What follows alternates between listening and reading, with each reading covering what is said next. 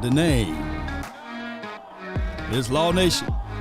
As we continue to grind to shine for your mind, baby, on a breaking news Monday. Coming to you live from Law Nation Studios. Come on. The name, again, is Law Nation Sports. Be sure to check us out. Cowboys good news. Jalen Hurts, the highest paid QB in NFL history. Come on. History. Come on. I think I put S at the end of the QB. Come on. Hey. Mama said there'll be days just like this. And she wasn't lying at all. Come on.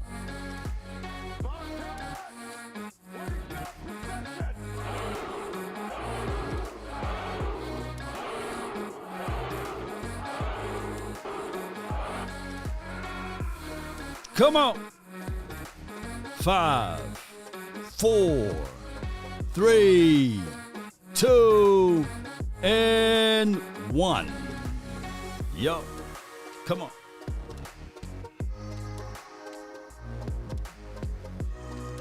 Hey, ho, come on, baby. All right. It's always a pleasure talking to you all and getting different perspectives and from all of the world of sports. Shout out to Jalen Hurts. People think that the Cowboys should be angry and upset, or the league should be angry and upset. No, I'm all down for these guys getting their coins, getting their papers, getting their bread. Remember, everyone have a reason, but results are what matter. The owners really winning with this. They are billionaires. These are just crumbs from their tables. So we understand all of that, right? So I love the fact and the notion that you can sit back and see a guy develop, play a game. We talking about a game, not real life. We talking about a game, G-A-M-E, that pays you for it, right? So the reality of it is that now when you get paid the money, the remunerations, the pocket change, what people will say in the chat, there's another thing that comes with it, right? Accountability, responsibility. Oh, hopes, wants, needs, desires, all of those things. They said in the good book, for the love of money is the root of all evil. But if you continue to read, and not a lot of people talk about this or preach upon this, money answereth all things. It don't say some things. It don't say a few things. It says money answereth all things. So now with this money being paid $51 million, APY, I believe, and I don't have all of the contract information in front of me for the nation. But what money also brings is a level of expectations, right? So I've heard for the last few years, he ain't worth $40 million, and I'm talking about Rain, Dakota Prescott, and there will be a few right now that say right to my face, Law, he's not worth $40 million. Well, I'm glad that you guys got a chance and an opportunity to see how all of this stuff goes, because it's not about the quarterback arm, mindset. It's about hitting the actual market at the right time for your mind. And when you can hit the right time for your mind with the market, it's not worth the situation of you saying from your couch, probably making $12 to $13 an hour, or even at the high end, $40 to $50 an hour, whatever it may be, to complain about somebody else's coin, bag, paper that they're making. Because at the end of the day, it's all about the market. And when you can hit said market the right time, you will get paid. Now, Joe Burrows is really celebrating right now, right? Joe Burrow is really looking at this thing saying, all right, cool. He got 51. I want 55. Somebody going to bust it wide open. And I'll tell her, bring it back. I'm a beast. Oh, my bad. Wrong podcast. But somebody going to bust it wide open to 60 million, you know? So that's just what it is. So I'm happy for these guys to make generational money that they can put to the side to start building upon wealth. There are levels to this. There are riches, then there are wealth. You try to get to the wealth side of it. Riches, you can lose that in one day. Riches, you can lose that over a weekend. Riches, you can lose that within a year. But when you're wealthy, it's hard to lose that. You know, that's just the reality of it. All right, so when I pull this up, Joe might get, shout out to you, Leon. Appreciate you. Shout out to you. So here's the chart line from Phil Yates. That dude name Phil's right in. Phil Yates. He says highest paid QBs in the NFL and new money. I like it. I used to have. Oh, my bad. Wrong podcast. Y'all can fill in the rest, though. Average per years. Jalen Hurts, $51 million. Aaron Rodgers, who is in that shadowy place, in that middle ground place, because a lot of us don't know whether or not it's going to actually go through, but we are saying that it will go through for the Jets. Man, the Jets want more and more. They greedy. They want draft picks, and the Green Bay Packers saying, nah, I don't want to give up draft picks. So we'll have to wait until after a few weeks before all of this settle down on which or where Aaron Rodgers will play. But we all know he's going to be in New York somewhere. And we could talk about, you know, here it is right here. All of a sudden, teams in New York, they trying to do something. What's going on, man? What's going on? But neither here nor there. Kyler Murray, $46.1 million. Deshaun Watson, ran off with the plug, with the masseuse hands and everything. Man, that dude right there, $46 million. Now, somebody would hit me up and saying, Lord, on my Instagram, don't y'all know that there's only one guy that should be worthy of this money, and his name is Money Pat Mahomes. You know, they spelled his name wrong. They're supposed to put Money Pat Mahomes in there with a $500 million contract that he got collectively, but it's $45 million APY. You got Josh Allen, 43. Shout out to him. He is elite. Josh Allen can do no wrong. The new golden boy, Josh Allen. That's who he is. Right. Because everybody wants some of Josh Allen, but Stephon Diggs for some strange reason. It's crazy to me. And then you got Danny Dimes, 40. Stafford, he's a Super Bowl champion, right? 40. And I see at the bottom of this list, and I smile and I grin, and it's Rain Dakota Prescott, $40 million. And I can hear y'all say right now, he ain't worth $40 million, Law. He ain't worth it. But that's the price of doing business, right? You know, Josh Allen, the choker. No. Yeah, Queen, he says Aaron Rodgers signed a $50 million deal with Green Bay Law today. So, wow. So what's going to happen? Is he going to stay in Green Bay, or is he going to be playing in New York for the Jets or what have you? Let me know, man. Is that really true? Appreciate you. You know, no, it's Cleveland's fault. You know, it's from Brand A. You know, I feel you. Bust that thing wide open.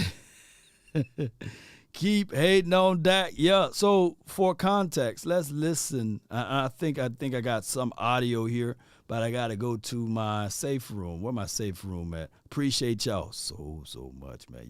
You guys are the real ones over here. Let me go to my safe room right quick so I can play this audio. But it is what it is, you know, at the end of the day. Ooh, in the safe room now. Yeah. Y'all know I'm finna get deep with it when I play this, you know what I mean? Shout out to my guy Dane Calloway, one of the greatest YouTubers of all time. Look him up, Dane Calloway. That's where I get this from. But also, of course, this is Resident Evil. And I'm not finna be evil long, but we finna go deep with it though, you know. Is a very rich man. Hi, I'm Will Selva with breaking news out of Philadelphia. And Eagles quarterback Jalen Hurts is a very rich man. To tell us why, we bring in our NFL Network insiders, Ian Rappaport and Tom Pelissero. And Ian, give us the particulars of this deal between Hurts and the Eagles. A major day for the Philadelphia Eagles, a historic day, and for Jalen Hurts, he gets the contract that he so richly deserves. Here are the details according to colleague Tom Pelissero and myself. For Jalen Hurts, it is a 5-year extension worth $255 million. Let me repeat, $255 million. That is $51 million per year, gets $110 million fully guaranteed at signing, the third most ever, and $126.5 million fully guaranteed before year 2. That is the second most. Also gets a massive raise, including $23.294 million at signing. The Eagles lock him in, Tom, through 2028. And oh, by the way, he has the first no trade clause in Philadelphia Eagles history. So you can't trade him. You can't get rid of him. So you got to lean on Jalen Hurts. You know, sometimes when you go into the doctor's office and you're going through the exam, right? And you're in pain. They say point to it where it hurts, you know? So within this year and 5 years from now, we're going to say point to it where it hurts, you know? That's all I'm going to say with that. So shout out to him, and believe it or not, this is wonderful. Let me say this right quick, and this is one of the pushbacks that I said before, even with our guy, Rain Dakota Prescott. Let me just say this right quick. Those contracts with the no trade clause, it is a way where the player have the super advantage over the owner. It's the only way that the player have the super advantage over the owners. Let me say this one more time. It's the only way where the players have super advantage over the owners, because they can still be traded, but it got to be under their conditions, right? So they can always, release the trade clause, the no trade clause, and still go to their said team that they want to, or they can stay put in rough times, in weary times, in stormy times. They can stay put because the money is already guaranteed. And we're not just talking about the money, but we're talking about the strategy. Now, shots out, kudos and credence too. And I hate to say this, but I'm going to give it to those boys over there, the Eagles. This is by far the right move to do, juxtaposed to putting Jalen Hurts, because it would have had to point to it where it hurts. This is the right proper move to do, juxtaposed to putting someone on a franchise tag. You see, the franchise tag would have been, the Eagles have reservations. The Eagles would have had reservations on Jalen Hurts. But by them not putting the franchise tag on Jalen Hurts, they're saying that they believeth in Jalen Hurts. Even by them putting more and more pieces and weapons around Jalen Hurts. I said this last night when we was talking on the mock draft battle royale. I said that was a good situation because there's two obstacles that they could have done. There's two reasonings that they could have done. There are 2 or 3 things that they could have done. 2 things I meant to say that they could have done. When the Eagles the year before went 9-8, they could have said, hey, this is who Jalen Hurts is. This is all what he will be. That's all that they will ever see. But no, the Eagles did the right and proper way. They said, hey, they believe in said quarterback. Let's put more and more weapons and pieces around said quarterback. Let's go get him a wide receiver. Hey, how much money is it? It's $100 million. We'll write out the check. Let's go make sure that we get rid of Jalen Reagor. He wasn't really doing anything for them. Paperweight. Let's get rid of him. Let's bring in a Zach Pascal, right? Who one can say that if it was the role reverses for our Cowboys, Zach Pascal would have been the only pickup that we'd have did last year because it was equivalent to James, y'all said with me, Washington. And that would have been the move that everybody would have been saying that, hey, they did the proper thing to put weapons around the quarterback. No, you get people that you know for sure can get the results. And A.J. Brown did that for Jalen Hurts. And instead of, hear me out, I'm giving them their flowers before anybody say, Lord, the Eagles going back to the Super Bowl. But no, this is how you manage it. Because if they were to put Jalen Hurts on a franchise tag or tag him and say, hey, prove it to the Eagles once again, you can't prorate the money. You can't spread the money out. You can't stash and hide the money. No, you can't do nothing with the money.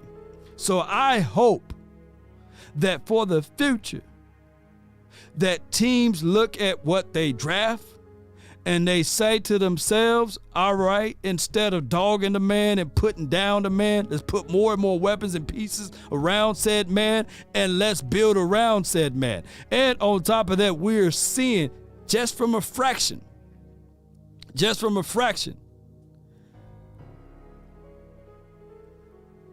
the Chicago Bears took a page from the Eagles playbook. You know what I'm saying? And on how to handle that situation. Shout out to Justin Fields. He should, if healthy, have a phenomenal year because they're taking the page out of the Eagles playbook. Let's put more and more weapons around him and let's see if he can excel. So we'll see what Chicago Bears can do. Objectively speaking, this is all objective talks right now. You know what I'm saying? I can't just sit here and say and be like some Cowboy fans who would throw and punch at the air and win. Why are you praising them? No, I'm not. This is objective analysis. But that's how you build around this. Now, is it risky? It is extremely risky because of the no trade clause on his contract. Plus, hear me out, the expectations for the nation is there. Let's listen to more what they have to say. Wow. That's right, Ian. Howie Roseman was proactive in terms of getting this deal done with Jalen Hurts at a time that, remember, there's guys like Joe Burrow and Justin Herbert who are due for their new contracts as well. Big difference for Jalen Hurts. He was a second-round draft pick, meaning he did not have a fifth-year option. He would have been due about $4.3 million in the final year of that original rookie contract in 2023. Instead, he gets paid on this 5-year, $255 million deal. He gets a raise this season that includes a $23.294 million signing bonus. He will make $64 million over the first 2 years. The structure of this also allows the Eagles to keep together the team around him. There are an additional $15 million in incentives in the deal as well that give the opportunity to Jalen Hurts to make as much as $274.304 million through 2028. Also, another sidebar to this, Jalen Hurts' contract negotiated by his agent, Nicole Lynn. It is believed, Will, to be the biggest contract ever negotiated by a female agent in sports history. Hey, Nicole, what's up, lady? You know what I'm saying? I need to holler at Nicole, you know what I'm saying? Somebody hook Law up with Nicole, you know what I'm saying? God, dog, that girl good. That girl good. I'm talking about the man. The man got his own money. Oh my gosh, the man got his own money. OMG, Nicole, shout out to Nicole. You know, sheesh. Shoot, that queen right there slaying over here. Let me see if I get to these super chats. But you see how they can now maneuver and pit the money and where they want to and slide it here and slide it there. Ooh, oh my goodness. Branday says thank Deshaun Watson for how the QB market is. You know, with that being said, she ain't lying. She ain't lying at all. Appreciate you, Brenda. Appreciate you. All right, and we got another super chat. I'm just trying to get to it, trying to get to y'all. Brian says, keep on running, Jalen Hurts. Here's the only thing. When all of the bases of the contract come through, we will see how, and I'm going to say this again, we will see how the incentives work as far as him running and things like that. So they could do some things in that nature. Dallas Cowboys hard hitter. I think the Cowboys should draft a guard with the 26th pick for sure up the left side. Okay, I feel what you're saying, Dallas Cowboys hard hitter.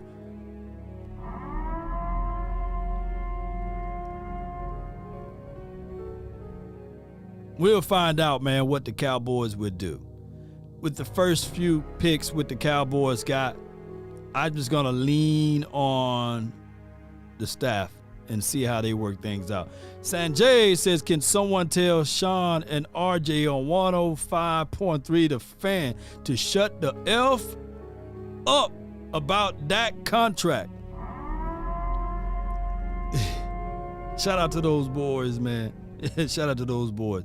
When you have your mind already made up about a player, right? And when you have your thoughts already in line about a player, there's nothing said player can do but win in order for you to change your thoughts about said player.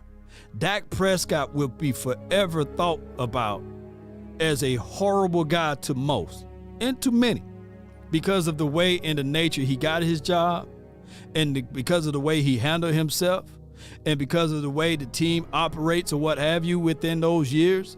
And people will not tie in everything as far as context to how this team is structured. They won't. I remember even in the earlier days of Jason Garrett's career here, I was banging on the table saying that, hey, even Tony Romo, if we had a better coaching staff around him, if we had better things and plans and procedures, we would have had at least one Super Bowl appearance, you know. But that's the story of another day. You see how that all shook down to, right? So it is what it is. Sean and RJ gonna always feel whatever, if it's Sean or if it's RJ, they're gonna always have their thoughts about Ryan Dakota Prescott in a negative connotation way. Achilles says this should show that Dak more than deserved his contract. According to Dak, was drafted into a similar situation. He capitalized as well, didn't make it to the Super Bowl, but that was because of Jason Garrett. This is from Achilles. Appreciate you, Esquire. I think that's how you say your name. Appreciate you. Shout out to you, Lisa. Appreciate you. Jay SoCal, Dak is underpaid compared to the rest of the contracts of the top 3 QBs. All right, so I don't want to make this about the money side of it, because we all talked about in the beginning, we talked about this, about when you enter in said market. The problem is how you can put a clamp on a player, franchise tag. Let me repeat, how you put clamps on players, franchise tag. It removes you from entering the market. And when you're on a franchise tag, either the team got reservations on you and they want you to prove it again before they pay you. The franchise tag is the worst thing that happens to the NFL from the player's perspective. It's money up front, it's payday loans, right? It's tax, it's one of those cash advance places. It's not a wise decision to utilize said money. It's more on the favor side of said owners. Now, granted, we can look back over franchise tags and say, all right, that can help alleviate some of the pain, right? But you can't prorate the money. You can't spread the money out. It's a big hit.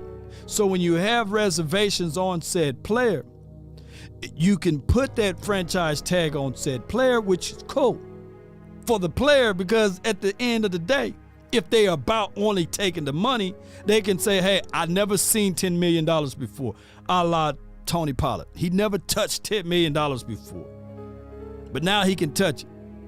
Truth be told, Uncle Sam is there for 33 1/3% of that too, right? Uncle Sam said, yeah, pay Tony and pay me too. I asked my tax preparer, can I claim Uncle Sam? I was carrying him all year last year. You know what I'm saying? Can I sign him up? You know what I'm saying? As a dependent, you know, because he's depending on me. That Uncle Sam, the IRS is not in the Constitution, but we got to pay him. Somebody need to rework this out. You know what I mean? Come on. Shout out to you. We don't wipe them 304s, James Washington. Yes, indeed. And also, Daisy Clark, shout out to you for the $9.99 for your mind. Yes, indeed. Uncle Sam is the real winner. Yes, indeed. Yes, indeed. All right, and back over here to what that super chat was saying. Dak is underpaid. It's just what it is with this market, though, when you look at it.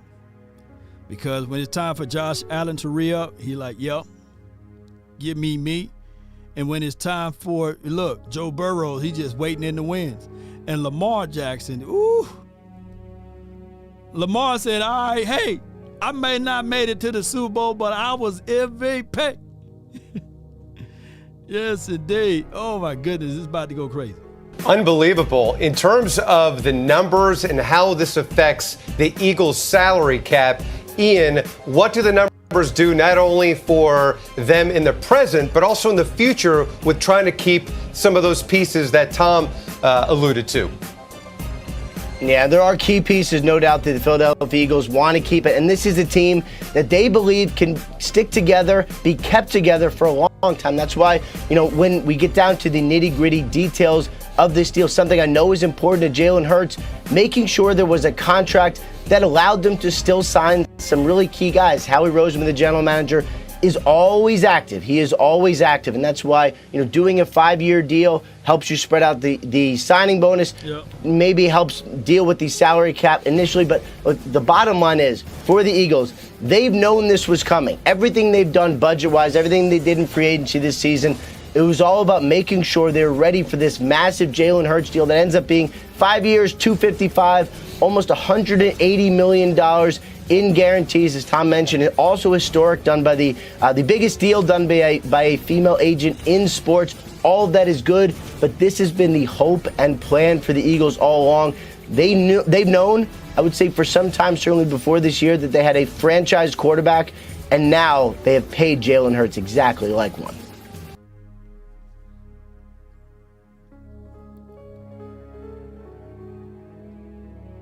When you think about it,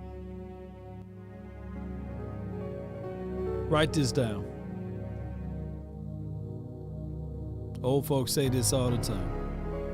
Either you in a storm or you coming out of one. And that is the deal with quarterbacks. You got to prepare yourself. You got to plan. There's no excuses for it. Only the feeble-minded people will cry about it.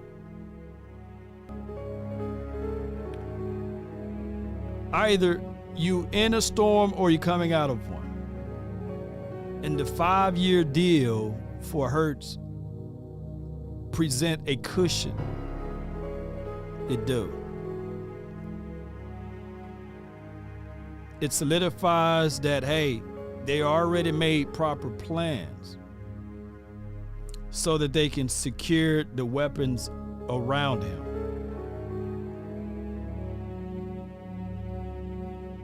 So that is the reality of it.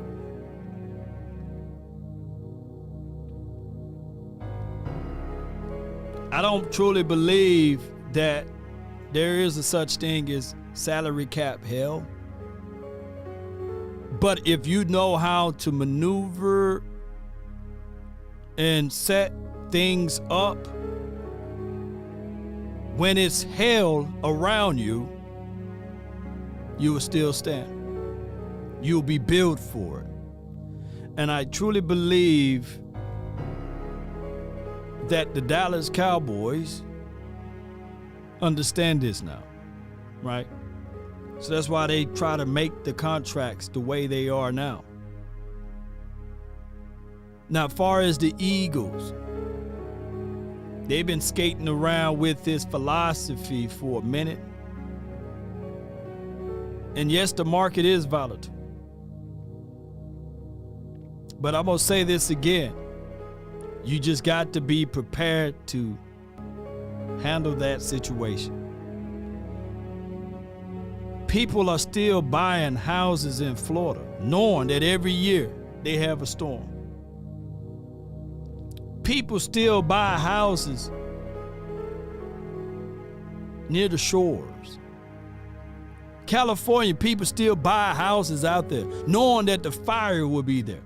But it's for those who prepare themselves. I've been telling you guys for a long time, it's better to be prepared for an opportunity and not have one than to have the opportunity and not be prepared.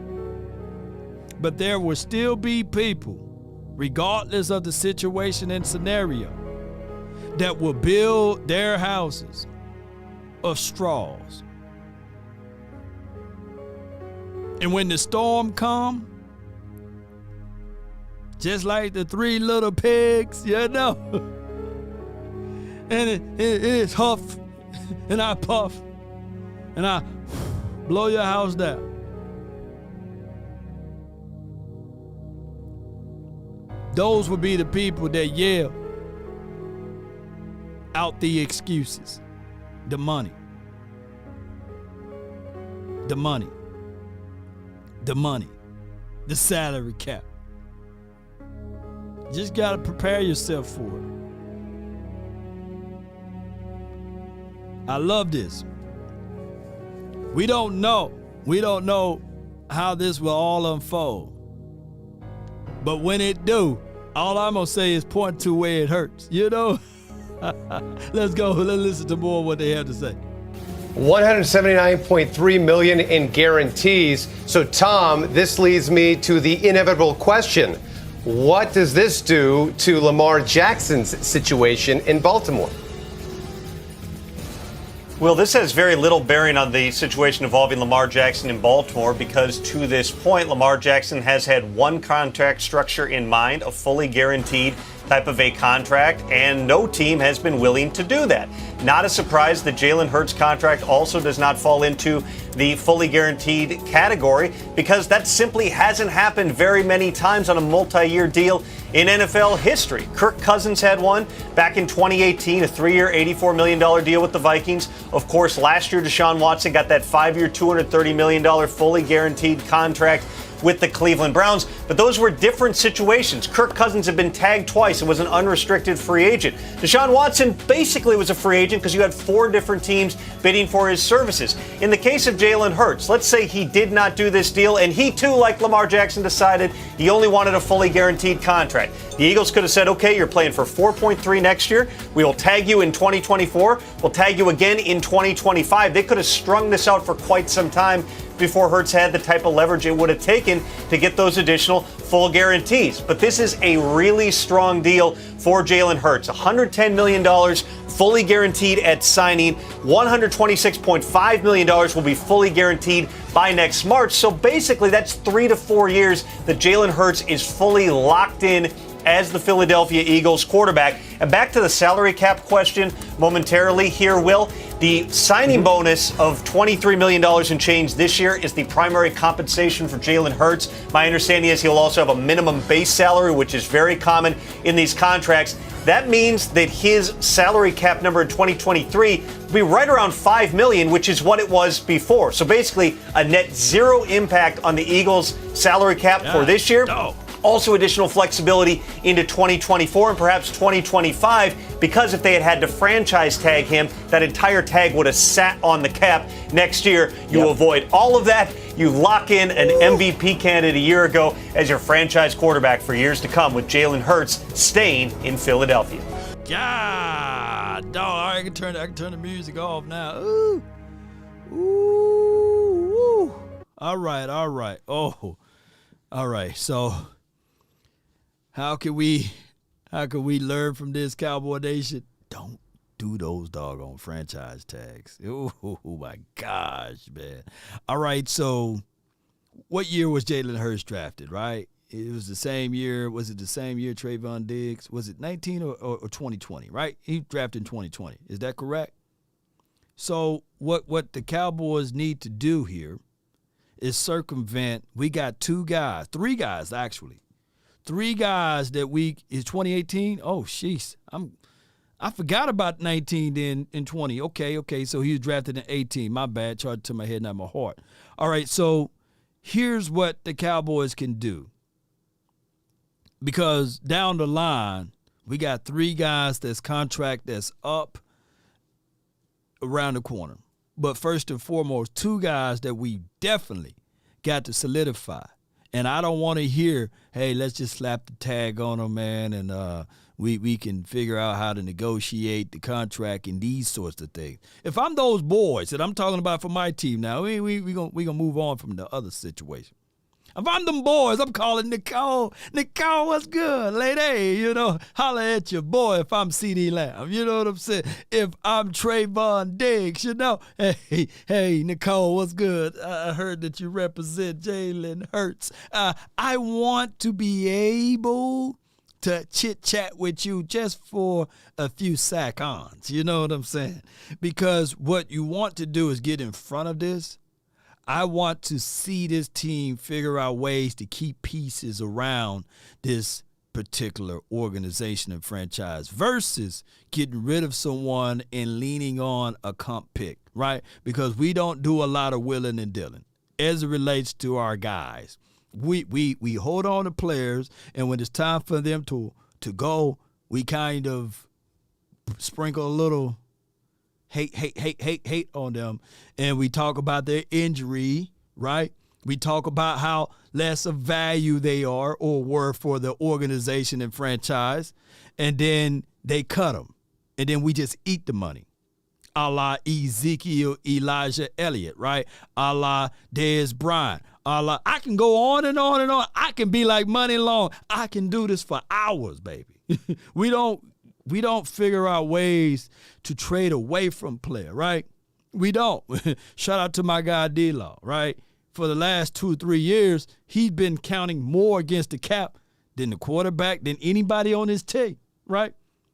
So he flies under the radar from that aspect of it because nobody's talking about it. But he counted literally more against the cap than anybody on his team. And I'm not saying that you got to trade away to get rid of D-Law. But, dog it, they've been trying to get rid of D-Law before Taco Charlton got here. Don't y'all know how long that's been?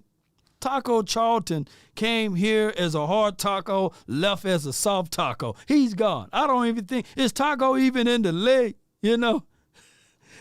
He's been here for a minute. They've been trying to get rid of D-Law since that time frame, since they drafted doggone Taco. Let me know if I'm wrong. But D-Law turned the corner.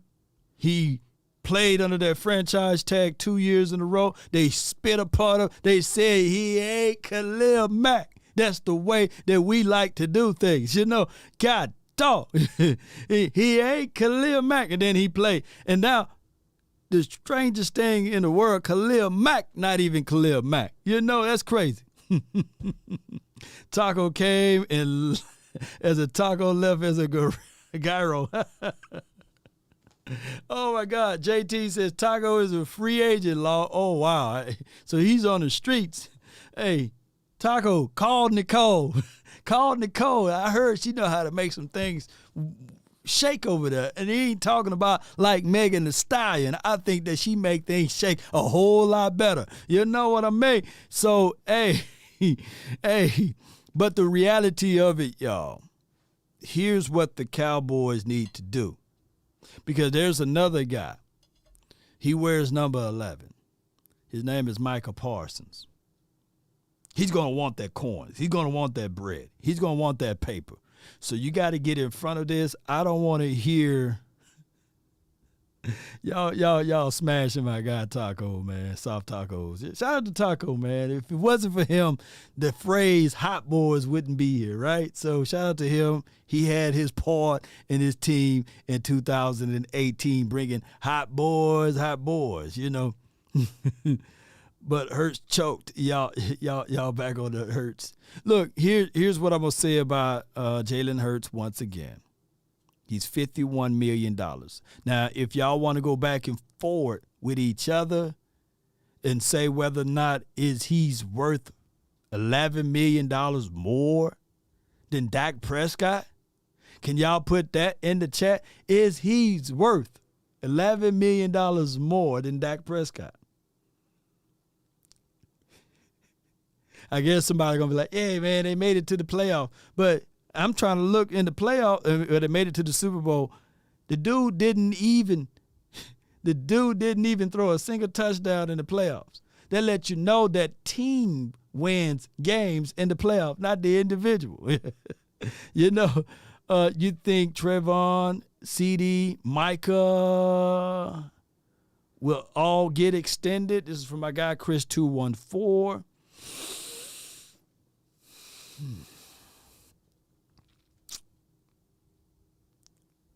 The old saying, pick one. Like you pick one out of the three.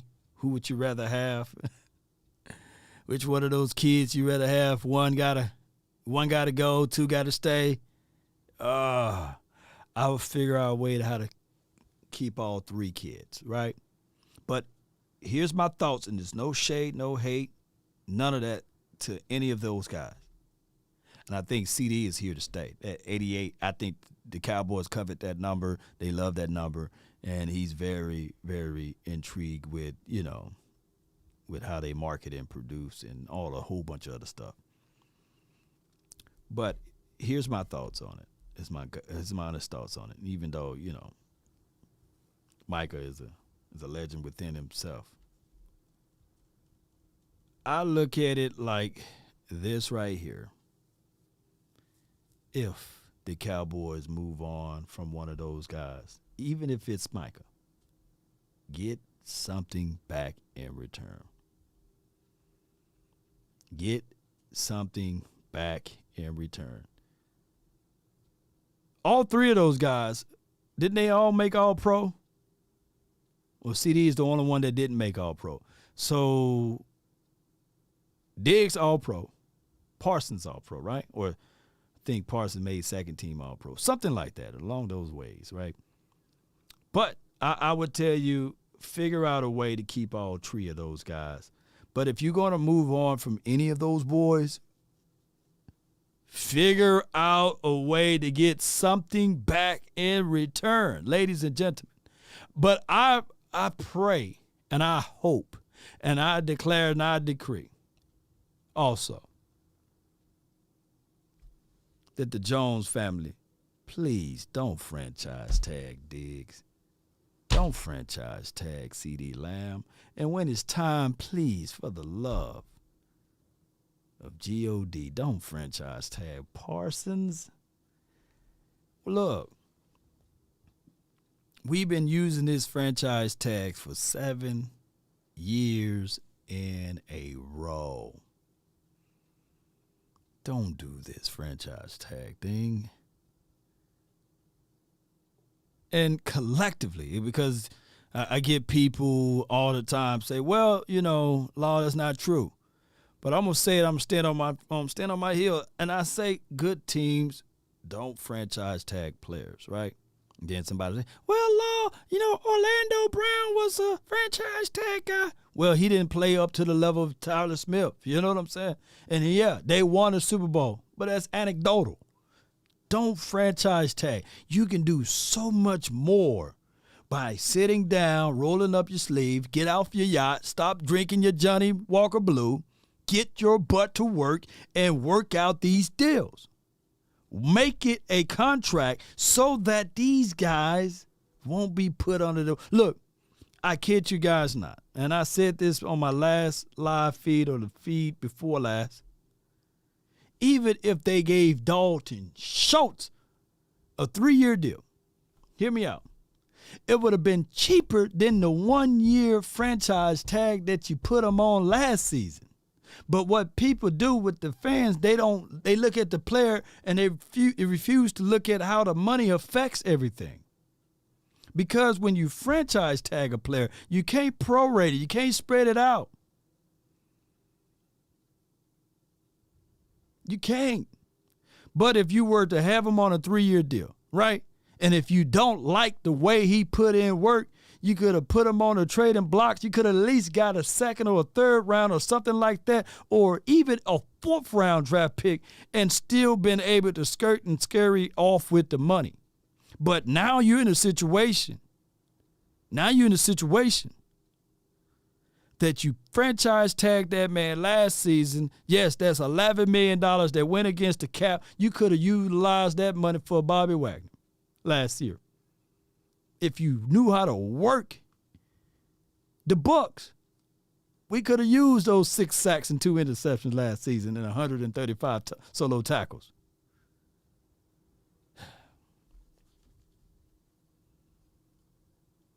Just don't franchise tag players. Figure out a way. And if you can't, make sure that you're doing a proper evaluation of said player before the end of life contract. When you work in contracts, one of the things that you don't want, and it's universal, you can talk to any contracting analyst, expert, you don't want the end of life of contract to come about. Because now you got to rework the entire language and all of the information on said contract. And 9 times out of 10, it gets even more muddier than before. So that's why it's always important to extend the contract first or to work something out, make concessions before the contract end of life arrives. Get rid of it by trading it away. But when you hold on to a contract, and you guys don't have to understand what I'm saying, but it will hit you maybe 5-10 years from now. You say, damn, that doggone Law Nation was right with contract languages.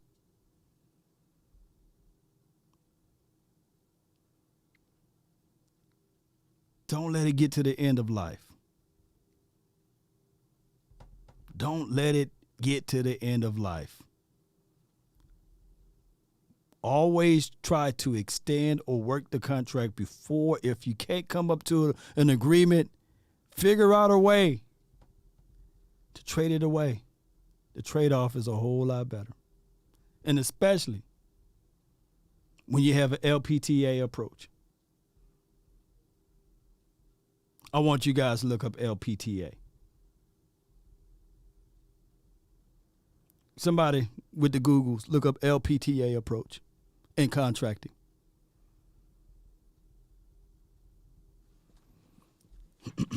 All right, so with that being said, enough of me giving y'all a free game.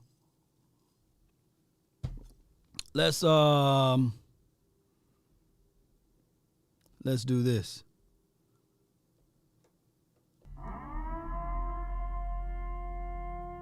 Call my phone, hit my line. Only ones who down for real. Come on. The hotline for your mind. I want to know what's on your heart. Brought to you by Newsbreak.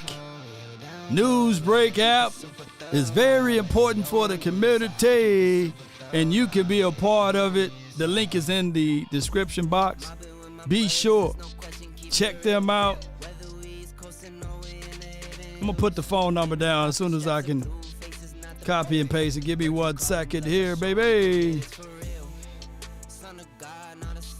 Follow Jay Lombardi. Here we go. My guy Jay Lombardi. That's the number. Boom.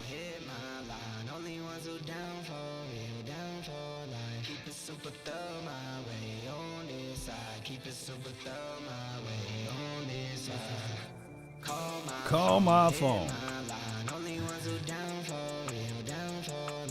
Hope you guys having a beautiful day. There is one other participant in the conference. Please announce yourself. All right. I got my guy Banks, and I ain't talking about Carlton, man. You're live from the 757. You're live. Law, what's going on, man? Nothing to it, man. Holla at me, Chief. What's on your mind? Yeah, man, I want to speak on, I know you was talking about... freestyle, man. You can speak on it. Whatever you want to speak on, freestyle day. Yeah, about Diggs, man, and you think, you know, I know talking about maybe after the draft, Diggs might come training camp, Diggs might hold out. You think that's possible? I don't want that for him. We don't have patience around here. So when anyone holds out, it's a double, quadruple holdout because of the networks and on how they, like when Aaron Donald held out, you know, down there in L.A. or whatever they were at the time, it wasn't newsworthy, right? They didn't. Nobody cared about it. Then they went on ahead and paid him right before the season started, you know. But when the Cowboys have players to hold out, it becomes a distraction because that's everybody, the local media to the 4-letter, the 3-letter network, gonna have topics about it. Yeah, absolutely, man. I just don't want to see them do it, man. And I mean, ain't like they can franchise tag him anything. So right, where do you go? Maybe he'll probably show up because he's gonna lose money. Yep. But I just don't want to be something where they try to go and I don't think they will, but overpay him or something like that. Because I mean, personally, I would like to see another good year out of Diggs, a better year than I seen from him last year, which he improved last year. Yeah. He gave a little bit more yards than I like. You know what I mean? I think with like some games, he'll come back and he'll be better because he's a gambler, so it's expected. But let me ask you this: would you rather have last year Trayvon Diggs or 2021 Trayvon Diggs?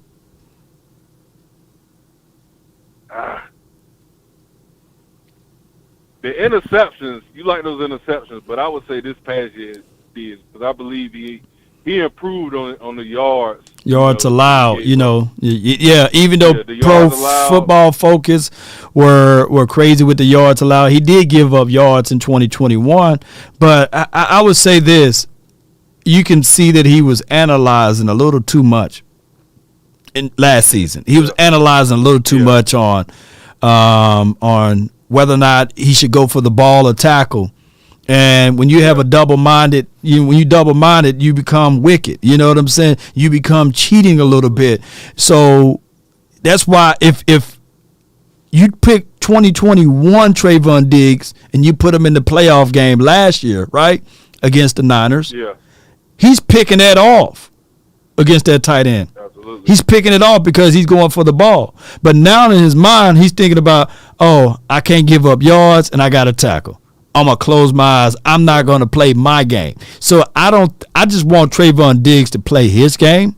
And I think that 2021, although we were waiting for Hooker to get right, we had the Monte KZ.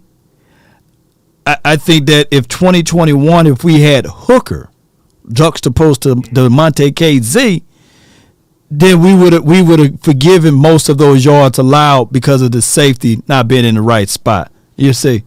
Yeah, like the Patriots game. Yeah. KZ that took a bad angle. Yeah, so that's 74 to 80 yards given up. Yeah. Mm-hmm. Yeah, definitely. But I think he improved, man. If he can put it all together this year, hey, man, less yards allowed. Hey, maybe same around him. Same around the interceptions he had this past season, maybe a little bit more. I would like to see that. But all in all, I just hope he don't. I would like to see him not hold out. Yeah. You said overpay. So how much money should he get? And I hate to do this, but how much money should he get, though? You can do APY. We don't even have to talk about guarantees or what have you. We just talk surface. I'm not thinking top corner. I mean, up there with the top, absolutely. But highest paid corner, I mean, unless you just have to go off the market. But, I wouldn't say highest paid corner in the league. Denzel Ward's money? You know how much Denzel is getting? Should he be getting Denzel Ward's money? That's so we in the same boat then. You know what I'm saying? So he's gonna be around there. But that Denzel Ward money is now finna be dated, right? You see these contracts coming around so quickly. So it's crazy, man, on how all of this works. That's why I say that the Cowboys would be wise to go ahead and lock them up now versus letting them play this whole year. Yeah, and the same thing. They need the same thing with CD and, when Michael's ready, because stop waiting just so late, man. It's just, then you're in a bind. You know what I mean? Because you got all these other players that getting their deals and everybody wants to go off the market. And now you got to be the one to make this guy, whoever the next highest paid player, Michael or CD, you know what I mean? Because they getting up there. They can only get better. So let's go ahead. You see the potential. Go ahead and pay him. No doubt, man. I appreciate you for calling in, Banks, man. You have a good one. Yeah, you too. No doubt, man. NFL is not for long. And they don't sit back. Most people work. You see they got their plaque or what have you. I retired after working for 30 years or 25 years, right? NFLs don't have that. The average lifespan is 3 to 4 years, and they're trying to get that back. And then you got tiers within the position groups that you play in, right? A quarterback life expectancy is a whole lot longer than a running back's. So here's how the NFL kind of screwed the pooch with this. They don't have tiers as it relates to salary cap. It's just one cap. And now we talking about worth and value and things like that, and wear and tear and things of that nature. It get convoluted in a lot of ways. It's not structured right. The owner's not worried about it. They making hands over fists. You know what I'm saying? They don't look. Y'all don't care as long as somebody's playing on Sunday. The reserve league can come in right now. People be like, you're not going to boycott it. Some will say they will, but they're going to be like, nah, I just want to see my Cowboys play. They can have Law Nation out there. They can have me running a 9 route, or trying to. You know what I'm saying? Defend the pass. Y'all going to still turn on the TV. Man, Law trash, man. Look at him. He getting burned. But, man, I love my Cowboys. Go Cowboys, right? That's just how the NFL works. I think that there should be tiers within the tiers of levels of how these contracts should be negotiated. But they don't have a union to do such, right? They don't have that type of power, right? But I can ask any of you guys that's working at your jobs now or careers. There's levels to it, right? The principal at a school must be the highest paid. The janitor don't make more than the principal, right? Or on top of that, the assistant principal is there. You got your teachers, your councils. You know what I'm saying? You got all of those things. You got your workers in the kitchen. Not all of them get paid the same. The responsibility is different. But hey, I digress, man. I got my guy, man, from the 202. Glenn, you're live. What's good, Law? All is well. Can't complain. All right. Hey, I just got to say congratulations to you on the 100K, man. You really appreciate it, man. Just on behalf of Cowboys Nation, man, you really put in work. Whenever there's breaking news, you give me the news. I can forego a lot of the coverage by the 3- and 4-letter networks because there's always either an anti-Cowboys slant to it, or they just kind of use us for their ratings. So really, hats off to you, and I'm going to show you some love over Super Chat when I get off of here. So thank you on behalf of Cowboys Nation. I appreciate it, man. when it comes down to this whole, and I get it, we got to talk about contracts because that's just part of the Right. off-season news, right? That's part of the deal. And there's a lot of people out there who really kind of, they kind of resent, a lot of the salaries that guys are getting paid. But listen, this is a dangerous sport, and only a few are really blessed enough to play. So that's just part of the deal. But here's my thoughts on the whole salary cap. I don't want to hear Jerry Jones. I don't want to hear Stephen Jones play this game where they act like they can't pay guys because they don't have any money. I just don't want to hear it. I mean, you look at that roster that the Eagles put together. I mean, dudes are getting paid, and they should, right? They should. Yeah. But are we saying that they just are better business people than the Joneses? I mean, is that what we're saying? No. The bottom line is, like you said, if you want a guy and you think they're worth it, or if you were smart enough to draft a player, you should be smart enough to see that you were right. And this is what drives me bonkers about the Cowboys. They'll draft a guy. Yep. They'll be right on the guy. They'll be right. Right. But then when it comes time to, but when it comes time to pay, hold on, hit the brakes. I don't know about this. We can't. And it's like, wait a minute. You're actually right. So go ahead and cut the check. But I just think that sometimes they get so caught up in trying to show everybody how smart they are that it ends up backfiring. And I think that's the danger that the Cowboys are falling into. But that being said, and I want to get your thoughts on this, I do think Hurts provides better production than Dak at this stage of their career, right? Only because he has that athletic element that Dak just doesn't have. He doesn't have that athletic ability, right? And so in that offense that they're running in Philly, they can use that element to always give them the production. However, I'm still not convinced that Hurts is a better thrower of the football than Dak. I mean, what are your thoughts on that? I think we're going to find out this year. We're going to find out more this year. That's a good point that you brought up, because when you compare the two, Hurts versus Dak Prescott, right? Whereas Dak Prescott, when he came into the league, they said, okay, we're gonna do what's comfortable for him because the injury came so quickly. But the second year, they hurried and said, you know what, let's take away from what you did was wonderful that worked, and let's conform you and shape you into what we do, right?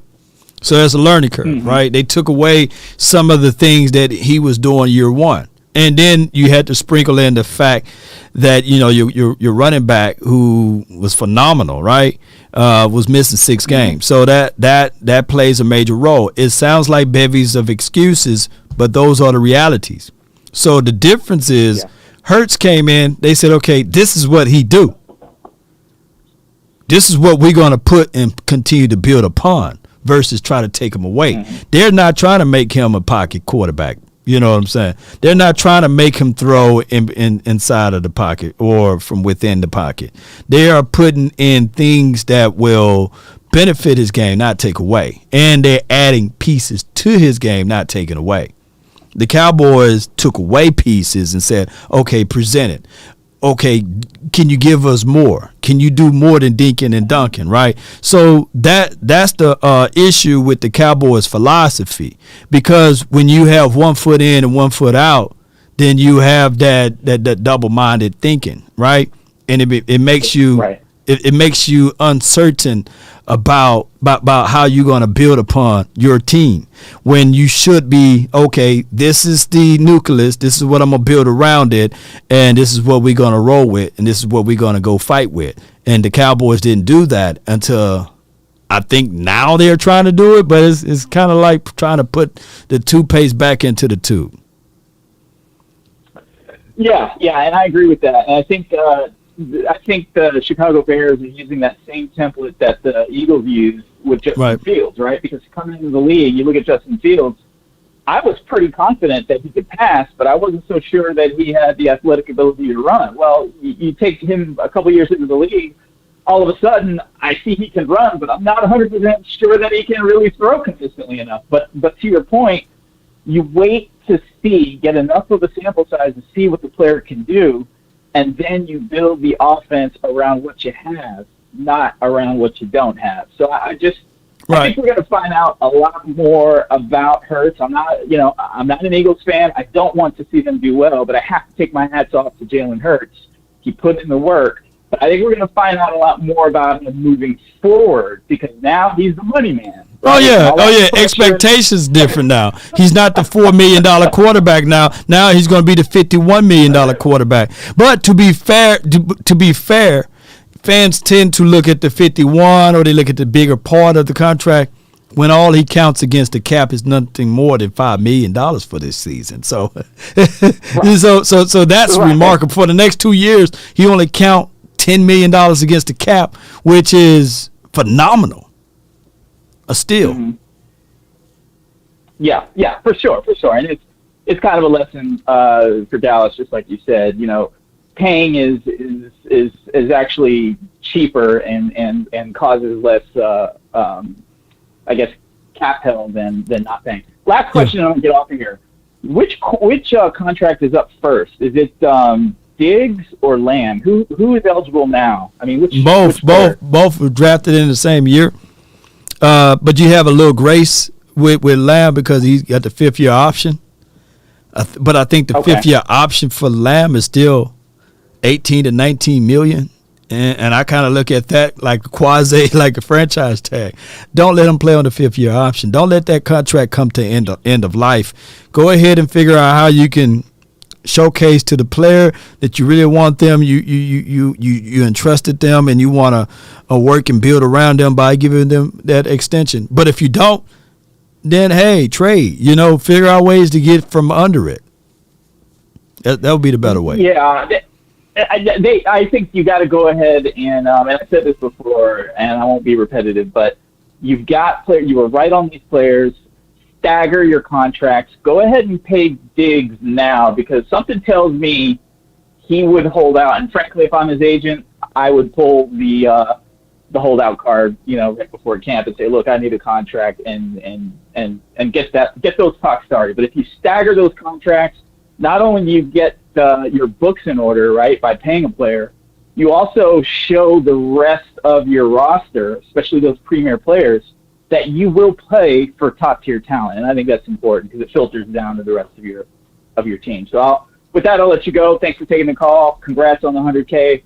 And I'm going to show you some love over the Super Chat. Man, appreciate you, Glenn. Thank you, man. Good call from him. So you guys get what I'm saying is you got to pay your guys. And if you don't want the guy, figure out a way to trade the guy. Don't hold on to him for a compensatory pick because it muddies the water. It sullies everything.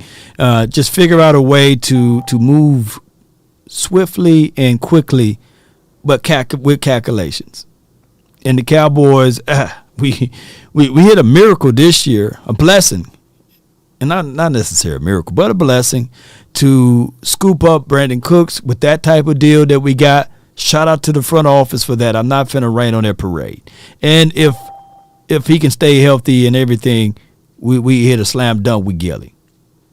But both of those guys, we can all argue that Gilly is a bridge, right? He's a guy that hopefully he can carry Bland to that land or whoever we draft to that side, right? But we still have some uncertainty. We don't know who he is. And I'm talking about Kelvin Joseph. He's been here for 3 years. We don't know who he is outside of a second-round draft player, right, who plays special teams here and there. And there's no way of really saying that, hey, there's trade value in that, right? We trying to figure out our interior guys. As far as Gilmore, we don't know who Chauncey Golston is, right? Jabril Cox, we still got reservations on that. So we got some work to be doing right now. Simi Fehoko, he's been here for how long now? Is this his 3rd year too? We don't know who he is, right? So Simi, he's going to have to step up. We got to figure out how to work the bottom end of our roster. And if we can't hold on to him forever to be like paperweight, right, to develop a guy enough so that they can go to Eastside Harrow's team, right, Noah Brown, right, to develop a guy enough so that he can go to Miami and get nothing back in return. I'm talking about Cedric Wilson, too. The year before last, right? Yeah, well, we got rid of him last year, right? Or year before last now, right? So we got to figure out ways, if we're going to draft a player, and I know this is across the league, not just the Cowboys. I don't want to look at this only into a vacuum. But we got to make sure that we will and deal a little bit better and work our contracts a little bit better. We could have paid, believe it or not, shout out to him for getting his coins back. But we could have paid Donovan Wilson last season. Could have saved about $6 or $7 million collectively. You see what I'm saying? But when you wait to the end of life and you wait till that player get to the market edge, you pay more. That's part of the evaluation corn that the Cowboys need to get better at. All right, so I got my guy Big Pimpin', man, from the 281. You're live. Hey, Lord, what's your saying? There's knowns and there's unknowns, but there's no knowns. I got you right here. Well, what I'm saying is that there are known knowns and that there are known unknowns, but there's also unknown unknowns. Things we don't know that we don't know. Exactly. Talk to me, baby. Right. So, with that being said, Cowboys, as we know, they have a way of waiting to the last minute till the contract ends, before they either try to put a franchise tag on you, or they're gonna let you go. Okay. Yeah. Now, I bring that up is because you just sit there and said Bland is okay. Gilmore is a stopgap for Bland. I don't think so. No. He's a bridge. He's a bridge. He's a bridge, not a gap, but a bridge. He help you over. Okay. Yeah. Go ahead. Okay, I meant to say bridge. Okay. Yeah. Okay. Good. But I don't think so. I think Brand gonna be the bridge to Diggs because they gonna wait till the last minute. They already have problems now with Diggs sitting up there, and they already have Diggs gonna hold out because he want his money. Cowboys wait till their people overplay their contract. Yeah. Diggs overplayed his contract. Mike already did his contract. CD already did their contract. They did that with Dak. They would had Dak making what, 400-something thousand. I'm just saying. Yeah. They didn't have Dak, and then all of a sudden they had to go and overpay Dak. Okay, so that's what they doing. They wait until the last minute, and then they overplay their contract. Now they want big money. Now Dallas wants them to take a hometown discount. Oh, we the Cowboys. You get all of this. You get all the ads. You get all this, et cetera. Right. Now, to be fair, this is the first time you can extend eligibility for CeeDee Lamb and Diggs. So if they fool around and let these boys play this year, right, then we know what's about to happen. But keep going. Yeah, but so, and plus then, have you noticed that Cowboy, Jerry Jones, they put their arm around your shoulder and that's my son. They pay their son. Okay? Diggs ain't a son. Okay? CD's a son. No. And Michael's their son. Okay? Diggs ain't the son. They gonna let Diggs go. They gonna let Diggs walk. I'm trying to tell you, and I know we don't want to see it.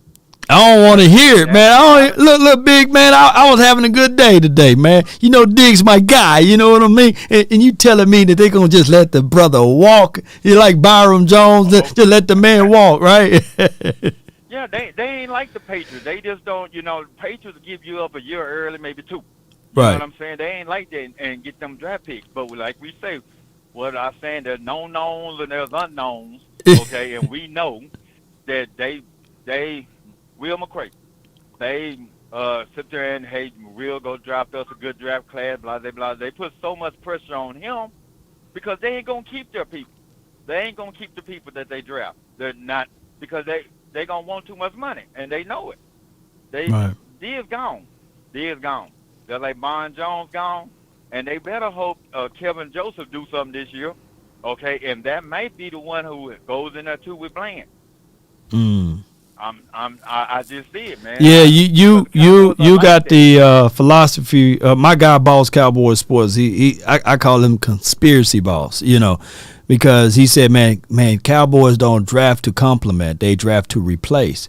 And it sounds kind of crass, right? It kind of sounds like it's just low hanging fruit, but no. When you really go back and listen to what Boss said and how the Cowboys move, you're right. They don't draft to say, okay, I'm gonna add this piece to help elevate Parsons. No, you know what? A year from now they're gonna draft another Parsons, right? Or a year from now they're gonna draft the guy who replaced Parsons. To put out there to say, okay, now we're gonna get rid of. Just like we got every shred of evidence on how the Cowboys operated and moved, and it just that sometimes you can see, dang, that's their philosophy, and they're not finna change it. They're not. No, they're not going to change it. We see it. We know what's about to happen. We don't want to accept it, but we know what's about to happen. No doubt, man. Diggs going to go because he want top money. He want top money. He want that Ward money.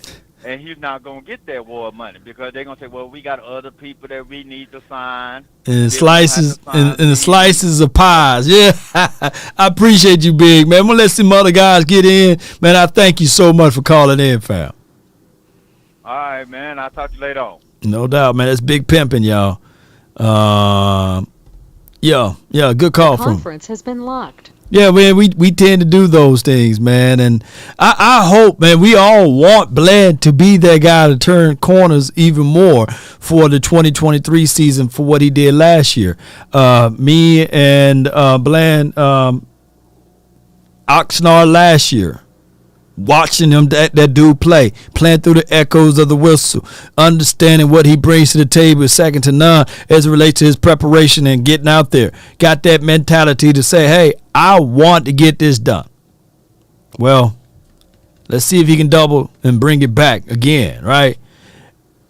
But Cowboy Nation, even last year, I seen a few of you guys. Oh, man, Bland is even better than Trayvon Diggs. Oh, man, he's a better cornerback than them. I was like, hey, man, allow this man to go through second year. And I know normally it's sophomore slumps, but we not finna speak that on that, man. Look, allow this man to get his feet wet. Let him get a firm grip of the ground.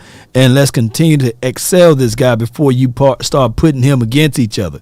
Because we are the only fan base that do this, right? Or from what I can see, right? We always like to put a player that's within the same organization over or under. But let that man get his own lane and let Bland be Bland. All right? So appreciate you all for that. But I can see where my guy is saying that Bland is the guy that's going to replace Trayvon Diggs, and then it go on from there. But it's a crazy situation. Come on, Cowboy Nation. I got my guy from the 210. You live. Hey, what's going on, Law? Not much. Holla at me. Yo, man, LPTA, lowest price technically acceptable. So, yes. Yeah. What you know about government contracting? Hey, we don't want to talk too much deep into that, but you know how it goes. Yes, sir. It's always a trade-off between that way and LPTA. You know what I'm saying? So, my man. But that is the philosophy that the Cowboys tend to do, right or wrong. Mm-hmm. Well, I hear what you're saying, man, especially when they go, dumpster diving, man, in the free agency market. Yeah. Yeah, I understand what you're saying. But I think what people have to realize is this, the salary cap.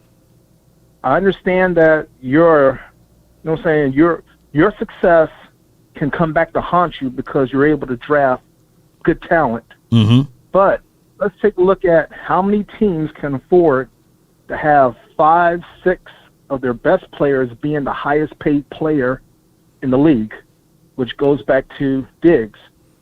Even if we could have extended him last year after he had that breakout performance, right, he still would have been asking for the biggest number based off his age and his production. Right. So now you have to take a look at, okay, so the quarterback's going to be the highest paid. If Dak continues to do what Dak do, he's going to be the highest paid player, or he's going to get his market value. Right. Unless we're ready to move from him. So then you have Lamb, he's going to look for that, you know what I'm saying, market value.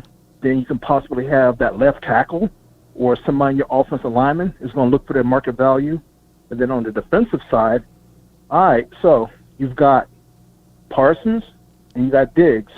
You know you're going to have to pay Parsons because of how he affects the quarterback, which, and no knock on Diggs, if I have not maybe the best talent, but a talent below, a.k.a. a Bland or something like that, then I can get production from my secondary if I can put pressure on the quarterback.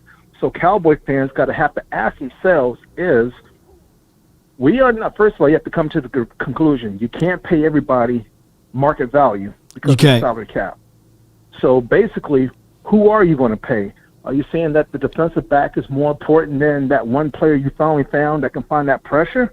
Because if so, pay Diggs and charge Dan, our defensive coordinator, give him the responsibility of putting pressure on that quarterback so that our defensive back or secondary can take advantage of that. And so let's get back to go ahead. No. Well, this is the thing. You can't hold everything.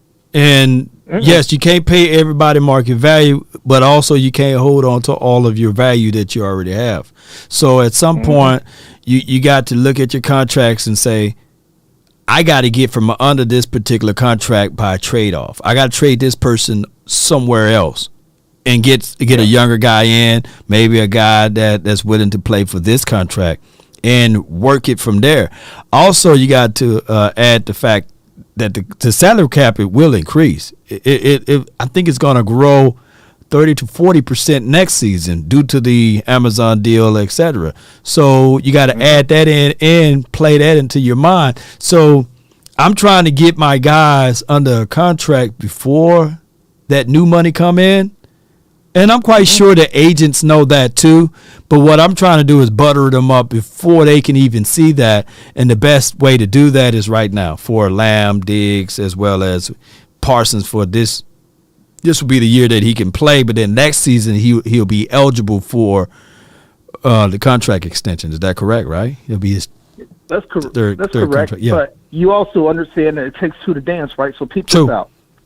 You're a franchise, I'm a franchise. If you know that I'm trying to trade a player who is playing on the last year of his contract, and you know that you have to re-sign them, you're going to have to make that conscious decision on whether or not either you have the salary cap or you're willing to allocate those resources that pay that man for that type of money. And so I understand what you're saying is best. If you're not going to re-sign them, get rid of them so you can get something out of them outside of like a 4th or 5th round pick or something like that.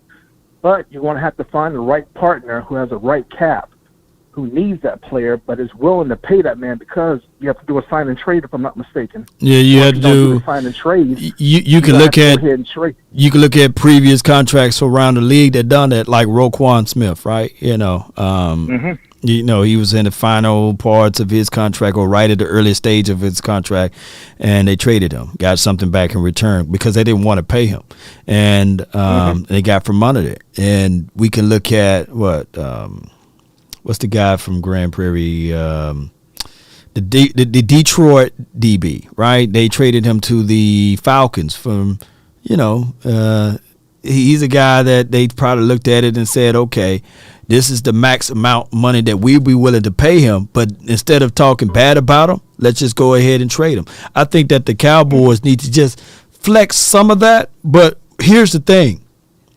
We see that the Cowboys are missing out in that area because of the fact that I think that they are being ran, whereas there's no repercussions if they do it or if they're not.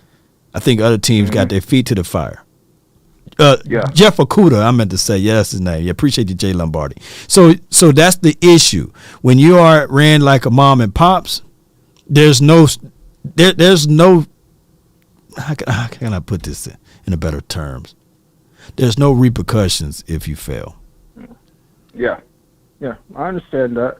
Yo, I'm gonna hit on Jalen Hurts real quick. Man. Go ahead. For Cowboy fans, we should rejoice because of two things.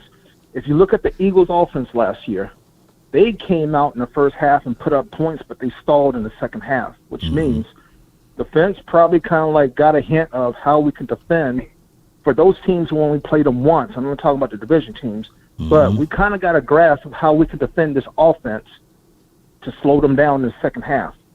And another thing is the offensive coordinator that they had, he's gone. Yep. So now they have a new offensive coordinator. The head coach, if I'm not mistaken, he's special teams, so he can't help nobody out, you know what I'm saying, with schemes and stuff like that. He can only delegate. And so you have that, and then also Howie Roseman. I think that's how you pronounce his name. Yo, GM, he knows how to make the right moves, but if you have all that money allocated to the quarterback, $51 million, I know a new deal is coming, but he made his bones on free agency. That's where he made his bones at, because I can't recall too many Philadelphia draft picks that was like, you know what I'm saying, from round 1 through 4 that can compare to what Will McClay does, you know what I'm saying, on our side of town. No, so to me, not a lot of homegrown. I give them pretty much maybe 1 year, you know what I'm saying, because he's still got some of the main key targets for him. But with that big contract, you're right, expectations are going to be a lot different from Hurts. And if Howie can't replace, you know what I'm saying, the talent with bargain basements, I'm not worried about Philly, man, because, in fact, I wasn't worried about them last year if we had Dak at quarterback. So no doubt, man. What's your yeah, name, man? Let me save you in here, man. Let me save you in here.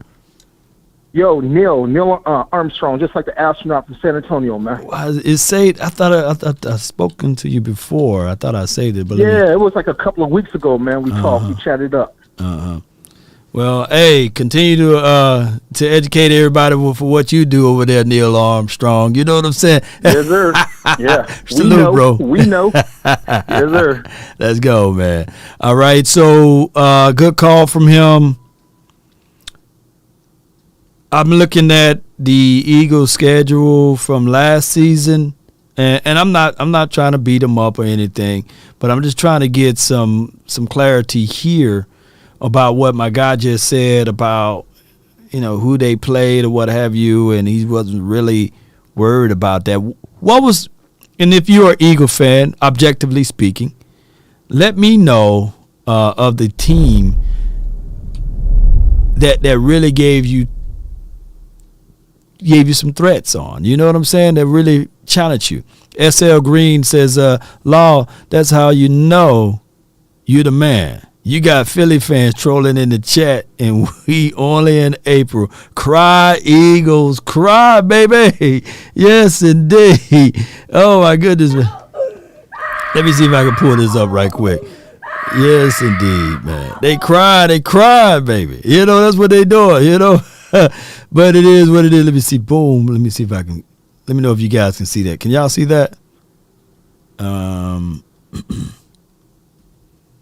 Look at the schedule, man. Eagles fans. We're going to stroll right here. Who gave y'all the very first challenge last season? Week 1, they play. Can y'all see that? Yeah, if I can't even see that. Let me see if I can fix this up a little bit better. They played. That wasn't a challenge. But the Lions kind of gave y'all some little heat right there. So that's one game that gave you a little heat. The Lions. Y'all beat the Vikings. They didn't give you no heat. But they a playoff team. We give them that. Commanders, y'all blew out the Commanders 24-8. Jaguars, y'all. That's a playoff team, right? But, you know, they gave y'all a little challenge, right? You know, they gave you a little challenge. The Cards, they gave y'all a challenge, okay? 2017, they weren't a playoff team. Cooper Rush, 26-17. Y'all blew out the Steelers. The Cowboys a playoff team, right? Texans, y'all beat the Texans. Y'all beat down the Packers. I give y'all that. We lost to the Packers. Y'all beat the Colts.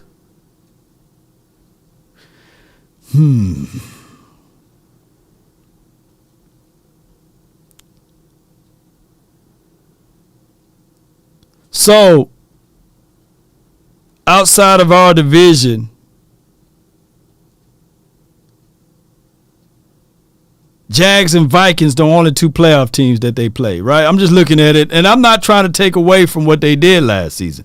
But it's going to be kind of harder to run that back when you start looking at it. Yeah, NFC champions, y'all made it to the Super Bowl, granted.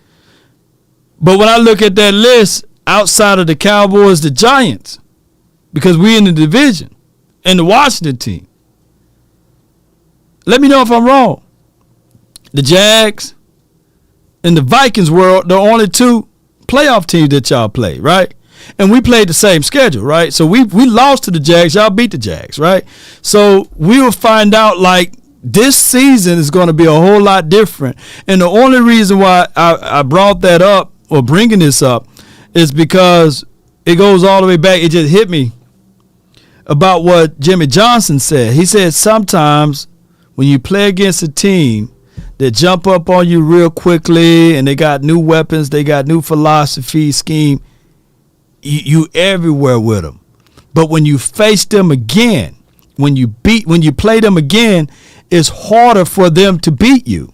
So when I look back at the schedule, and one can say the same for Cowboys or what have you, because we dog for sure lost to the Washington team the second time we played them, right?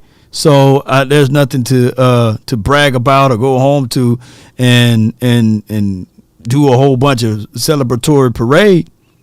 But the Washington team beat y'all 32-21 the second time, right?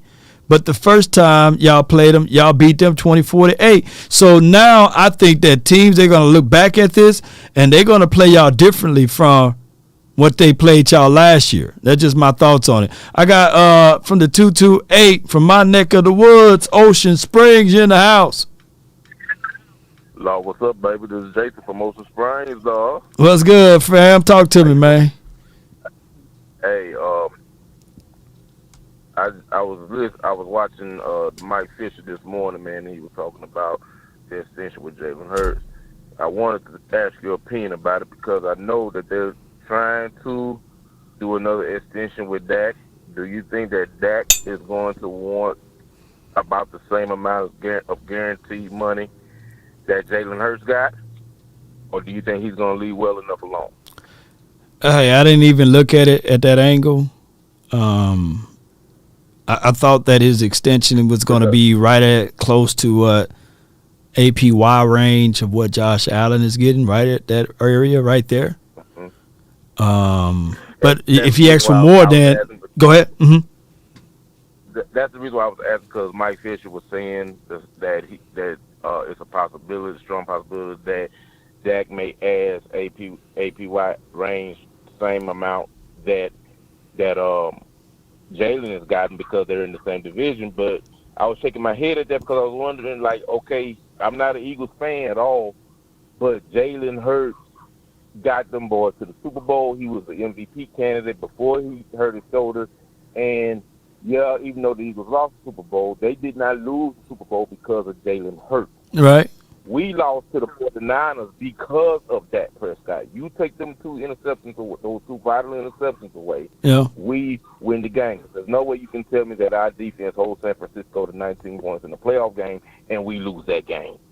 You know what I'm saying? Yeah. So we're paying, and I'm not against Dak. I'm just right. I see your logics there. Yeah, I feel you on that. Yeah, because we paid Dak all this money, and the best that we've gotten out of the deal is the divisional round.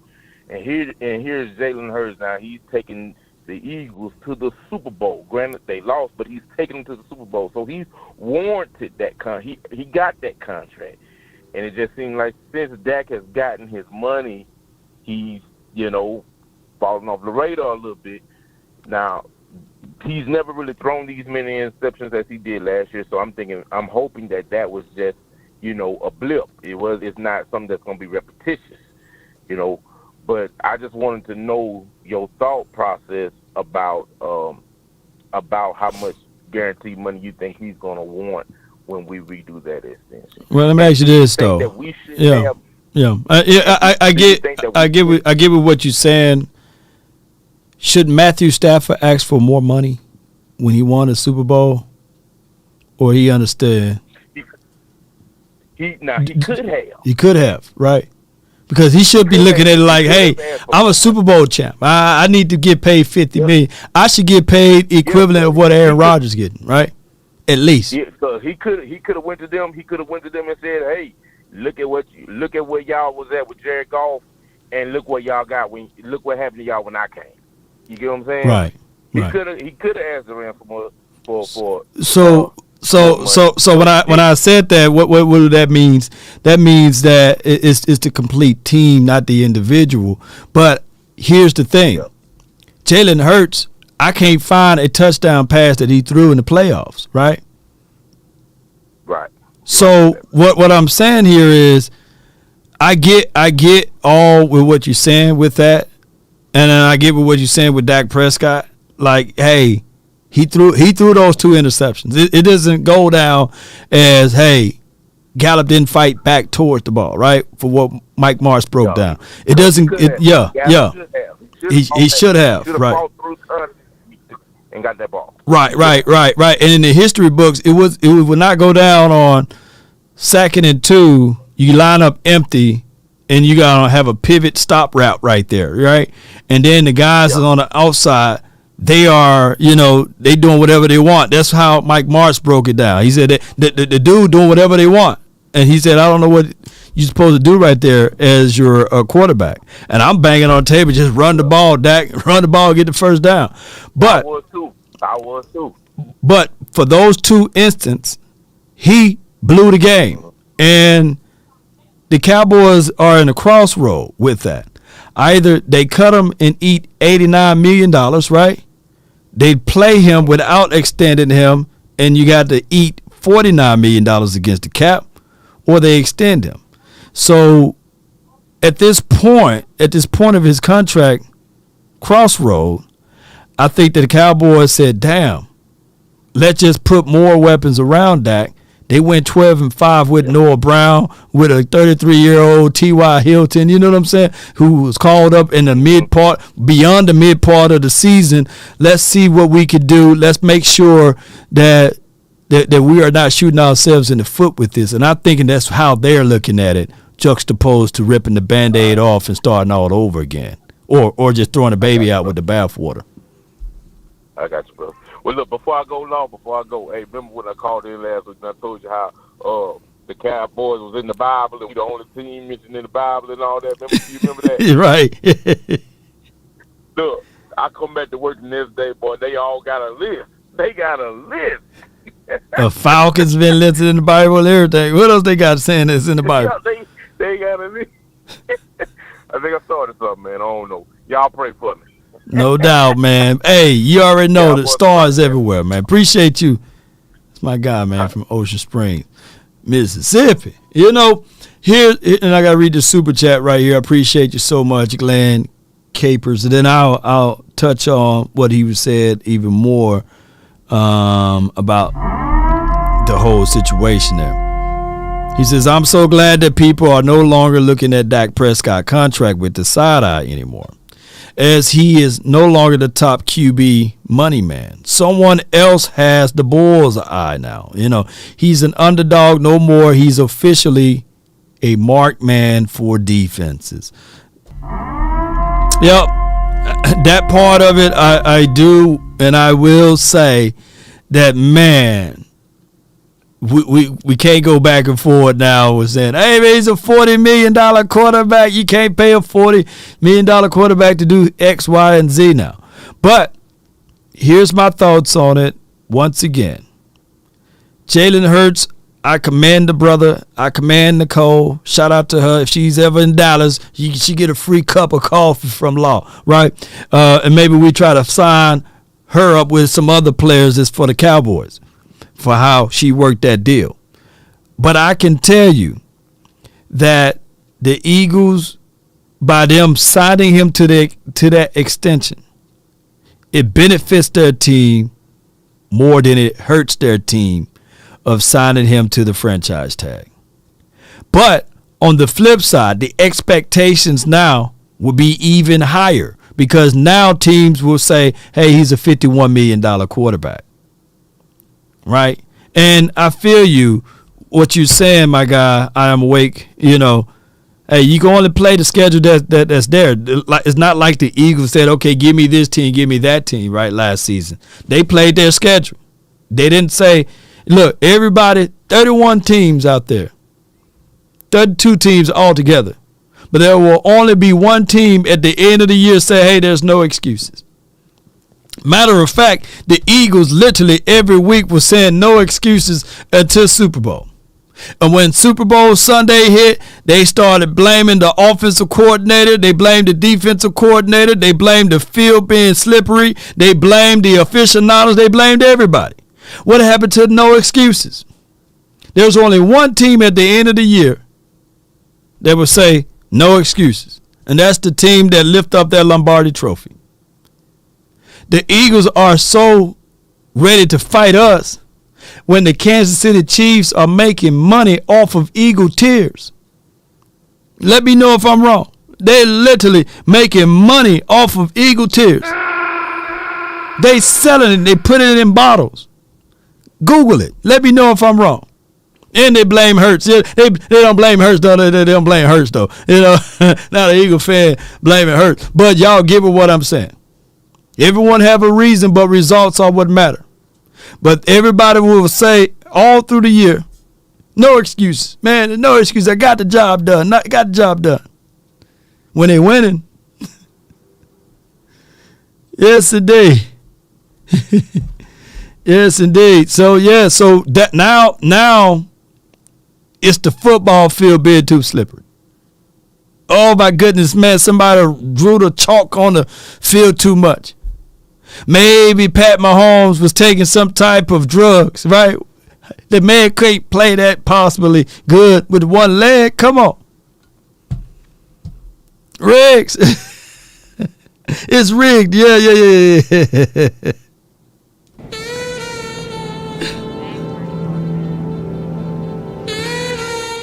JV for the 901. You're live. Well, Mason, what's going on? Nothing to it, man. Talk to me, man. Well, it's going to hurt me to say this, but I just want to give Jalen Hurts his props for making that money and those smart moves that the Eagles did structuring his contract. I mean, it's not like I haven't heard that before from us trying to get Cowboy and his dad to go ahead and make those same type of moves, but hey. Hopefully they can go ahead and do that with CD and Trayvon. But I've been screaming from the high hills, they need to hurry up and pay those guys. Because I don't want to see a near future without having those guys on the squad, because that's not some talent that you could just get rid of and then just replace like it's nothing.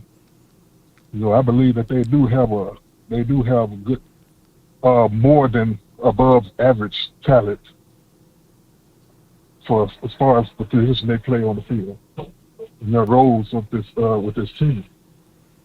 Yep. I mean, you want to get in front of it, JV. Yeah, you're right. You know, you don't want to let it get too long and dissipate it. You want to go ahead and get it done. Yeah. And like I said, we've been saying this for years. I mean, they should not allow these guys to have their contract run all the way out.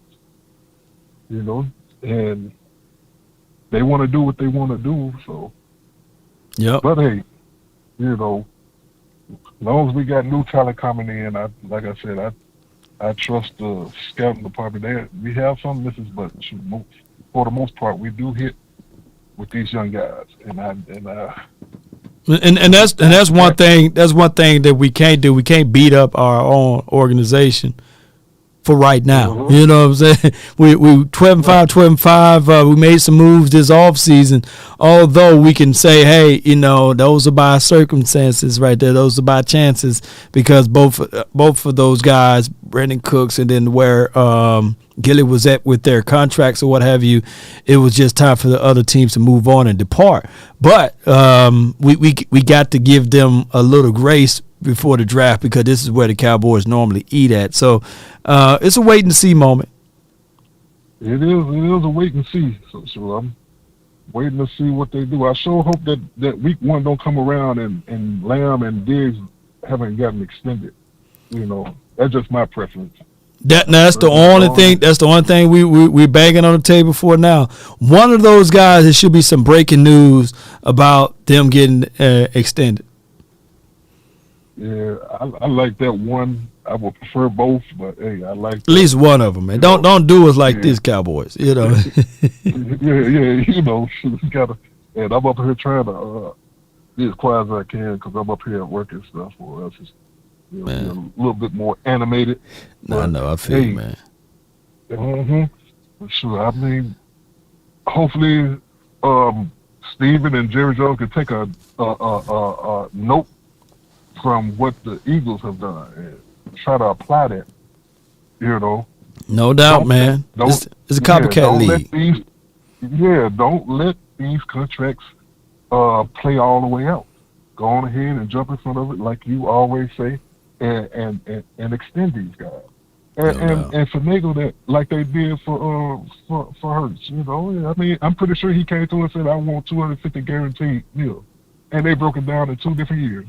There you go. You get 100 guaranteed 1 year, then you get 150 million the next year.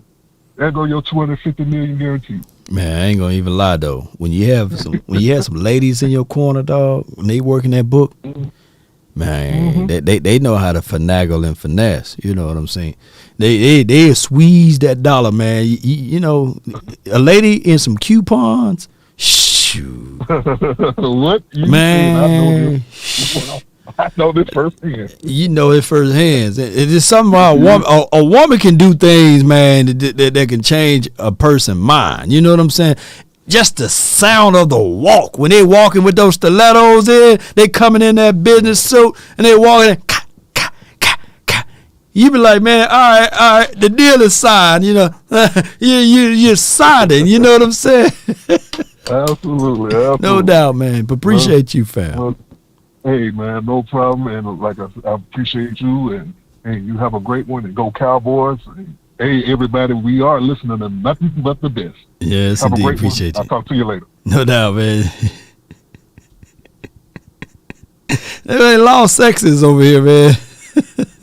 The feminine movement is real. Yeah, y'all know what I'm talking about. Y'all know what I'm talking about. You get your realtor, the agent is a lady. She ain't gonna have her pajama set on. No, she gonna be suited up, showing you the house. You better like, you know what? I don't even really want this house, but I'm gonna get this house because of how she explained it. You know what I mean? That's how contracts be these days around here, man.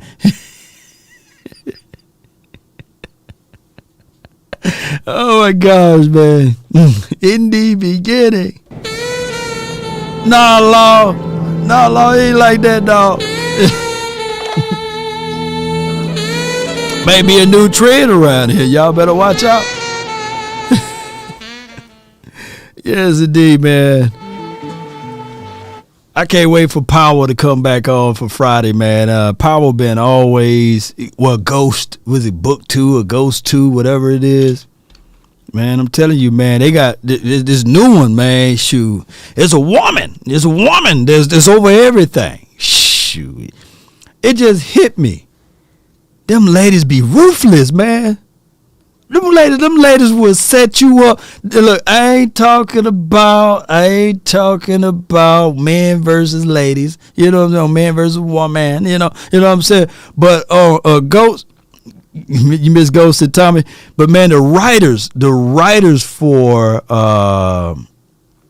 Ghost is phenomenal, man. Phenomenal. And I seen Monet, how she then set up Tejada, you know what I'm saying? Slit his throat and everything. I said, God dog, boy. I ain't gonna tell y'all who did it. But man, it's the ladies. The women. And then it hit me. Effie and Ghost's little son, I forgot his name. You know, Ghost's little Tyreek, Effie done did some stuff for him. And then it just hit me just now when I was talking about the ladies. And there's another lady, I don't even know her name, but she was Mecca Squeeze. And she's setting up stuff, man, people to getting assassinated. All 3 of those ladies, it hit me. The only person that I know I can't wait for him to get rid, I can't wait. I've been waiting for Power goes. Book 1, 2, 3, 4. I can't stand Sacks. Sacks in that series, y'all, man. He's always taking a fall picture, you know what I'm saying? Sacks is always a guy. Y'all look him up, man. I ain't talking about, SEX, but it's a guy on Power called Sacks. He just always sneaky. He's Roger Goodell's, man. Look, Brian Bradford look, if you team Sacks, let me know, man. Sacks get on my god doggone nerve. And how in the world Davis is working with Sacks? Come on, man. But the Cooper's, his name is Cooper Sacks. Yeah, Cooper. That Sacks boy, god dog, Cooper Sacks. Just get rid of him. But he's such a good, crafty story plot guy, though. You know what I'm saying? Hit that Sacks one more time. Cooper Sacks. The snitch. Hey, Cooper Sacks he's in his feelings now, though. He's in his feelings. I can't tell y'all the last episode, but man, he's in his feelings. Oh my gosh, man. If y'all like Sacks, man, y'all on a whole. Sacks got 10 lives, not 9. He got 10 lives, man. They kept him, after all out of all of the people, they kept him. Yeah. All right, man. I got my guy from the 206. You live? What up, Law, man? Nothing to it, man. Yeah. I lost my voice. You lost your voice, man. You root for the Lakers the other day. You saw the guy the other day, man. Yeah, that was a good game. Yeah. That was beautiful.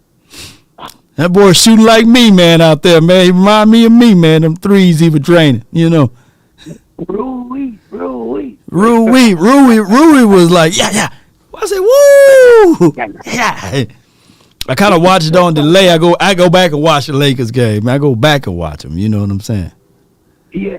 He shoots up like Leonard for the Clippers. Yeah. He shoots up like him. Yeah. I was like, they got to steal that young boy. Yeah, that was a steal. Thank you, Washington Wizards. Wizards. Hey, you see what Jalen Bronson is doing now for the Knicks? He couldn't do it for Dallas, though. You know what I'm saying? Like, come on. I know they pissed off. The Yeah. Dallas fans, man, lost a good kid. Lost a good kid, fam. Yeah. Jalen, but the Knicks ain't doing anything. So what I want to do is, I want the Knicks to build, and if you're a Knicks fan, in the chat, shout out to you. But I want them to build up all of that good stuff to lose, so I can laugh back at Stephen A. Smith because he's so high now. You know what I'm saying about his Knicks. You see how glowingly he's speaking about his Knicks, and he thinking that they about to do something. I can't wait, man. Oh yeah, he always get excited. Yeah. The Knicks. Yeah. But just wait. They are accident waiting to happen. Yeah. That's what they should do to him. Yeah. Yeah. Throw it back at him. Throw it back at him, man. What can go wrong will go wrong with them Knicks. You know what I'm saying? And it's been happening for a long time. I remember Patrick Ewing and Starks, all of those boys. Patrick Ewing had like 3 or 4 knee braces on them knees, man. Them knee pads. Yeah. Yeah, all the Cowboys fans, now we got something. We should get him. Yeah, we should. Yeah. Yeah, all the Cowboy fans on here. Yeah.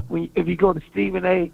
little podcast now, say the same thing what you should say. Yeah. Y'all go to Stephen A. Smith and say, what can go wrong will go wrong with them Knicks. Just wait on it, you know what I mean? Just wait on it. It's just going to be a good build-up for a big breakdown setback. You know what I'm saying? He going to be sick. He's like, oh, man. You see that stupid look on his face. Yeah.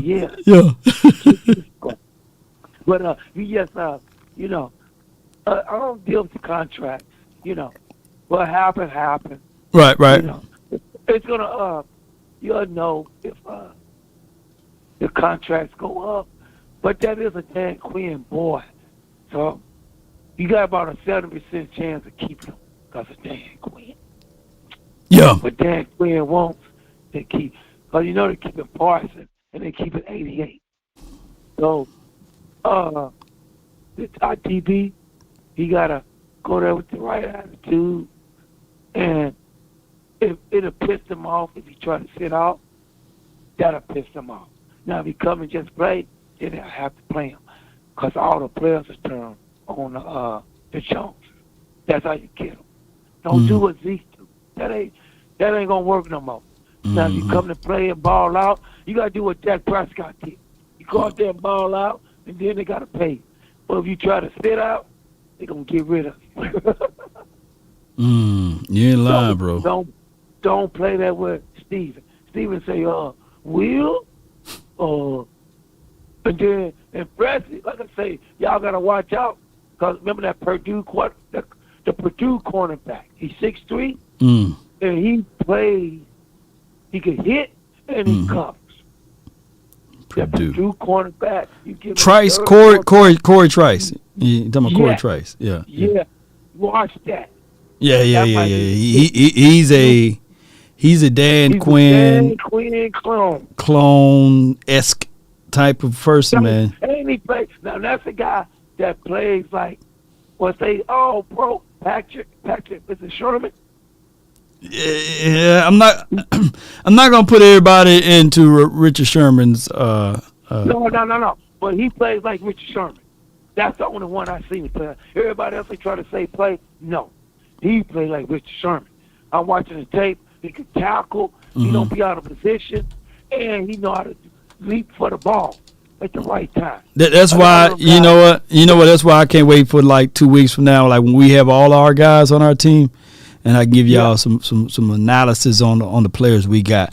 Because to be fair to everyone, I really don't like this season of me breaking down guys, giving, thoughts on a player. Then they end up going to the Giants or somewhere. You know what I'm saying? Yeah. Like this season, I can't stand draft season until I like for when it's all over, I don't like to talk about speculation. I like when we draft our players. Yeah. It feels better. That's what you do. But I just tell everybody, it's all up to Diggs. They're going to pay him. But if he try to be too greedy, they're going to talk to Dan Quinn. And if Dan Quinn say, yeah, man, we got to keep him, then they'll keep him. But if he try to go to like he's a big head and don't show up for camp, that's going to piss them off. Because if you don't show up to camp, like you just said, now y'all might laugh. Number one might come like him. He's faster than him. He can tackle better than him. On the D, he be better. He be just. He don't be. I think he don't. If he get in the it's like in the class and study like he's supposed to, and study and watch what number 21 do, he could be an all-pro. He's the fastest corner on our team, Joseph. Yeah. You know what I'm saying?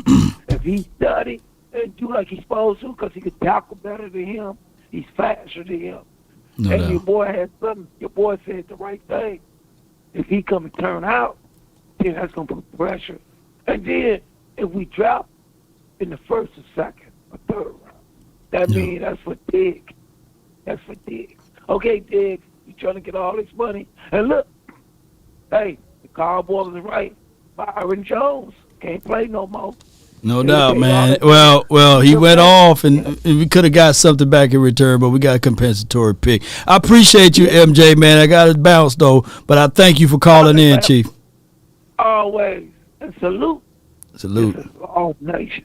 No doubt, man. That's my guy, MJ. Always calling in, even when his voice is not there, man. He just want to get his mind, talk about the Cowboys. I told you.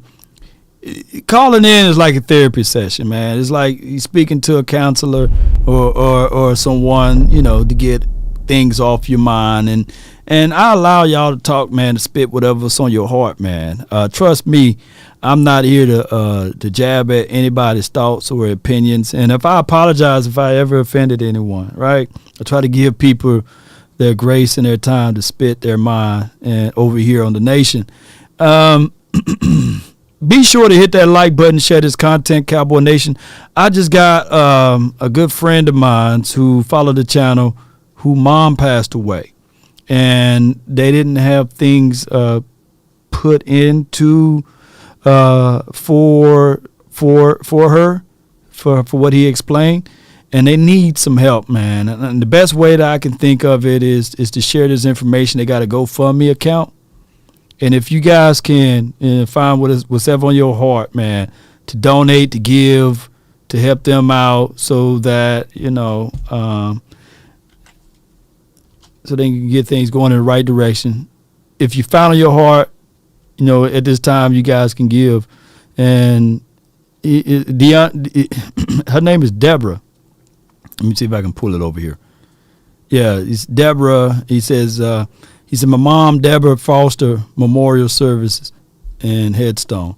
And they need donations to help secure everything. And my guy Crawford, he calls in multiple times, man. He's the guy that interviewed Felix Jones. He interviewed Felix Jones. He's a comedian too, by the way. He's a good guy. He interviewed Felix Jones for me. He said, "Hey man, what about my guy Law Nation?" And Felix Jones was like, "Man, I can't stay at Law Nation. He talking bad about me." So as this world, man, we know no one knows the day nor the hour. Is what I'm trying to say is, and we all going through things. Like I said earlier, about 3 hours ago when we were live, either we in a storm or we coming out of one. There's a lot of people that's going through a lot of things right now, and some people are in the storm. Some people are losing loved ones. Some people they lost their job or got the 2-week notice that that their job is ending, and some people can't pay rent and things like that. So, as a Cowboy Nation, as Law Nation, we one big family. And I may not have all of the resources, or I may not respond quicker than most, but I try to, be as transparent as possible and let y'all know that, if you guys can help. So he lost his mom, and I know that's you only get one of them, you only get one mom. I know people say, "Hey man, you only get one dad too," but ain't nothing like that mom. And I can only think of the pain that man is going through, right? And put y'all prayers together for the family, condolences, and if whatever you guys can give, just do help the brother out, man. Crawford, he's a strong guy, and he drove all the way to Texas one time to come see me. And we still couldn't meet up because of the storm happened, believe it or not. You're in the storm, you're coming out of one. And it's always a crazy world that we live in. But all I can say is just prayers out to your family. I got you in my mind, in my heart, and let's continue to grind, to shine. Baby, DC for life. And you're listening to Nothing But the Best. Appreciate you. Another great show. This is from my guy DC for Life, Texas. Thank you so much. Matt Batten says he lost his dad. Miss him every day, Law. I feel you, man. I feel you. I really do. I feel you, fam. All right. So as we depart, man, do all you guys can do to help my brother out from another mother. And let's continue to grind. If you guys got anything that's on your mind, as always, feel free to reach out to me. I may not respond immediately, but I like to read, so I'll eventually get back around to it. But even in this pain, tell me not and mourn for numbers. Life is but an empty dream, for a soul is dead that slumbers, and things are not what they seem. Life is real, and life is earnest, and the grave is not his goal. Dust I art, to dust returneth, was not even spoken of the soul. In his broad fields of battle and bivouacs of life, be not like a dumb driven cattle, but be a hero in the strife. Lives of great men all remind us, we, oh yes, we can live our lives sublime, and departing, leave behind us footprints on the mighty sands of time, meaning that your footprints will be forever here when you're gone. We all battling through something. We all going through something. Just got to shake it off and stand on top of it. Cowboy Nation, we don't know what's going to happen by the end of this year. But that's all we hope, is that we can fight and see it through.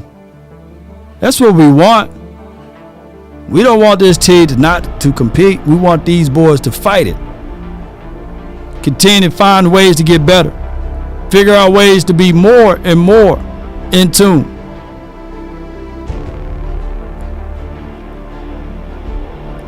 With what the other teams are doing. That's the reality of it. Leah Ruglock says life is too short. Yes, it is. It's a very short one. I read once that we are only a vapor on this plane, in this dimension. A vapor. A little old heat wave just gone.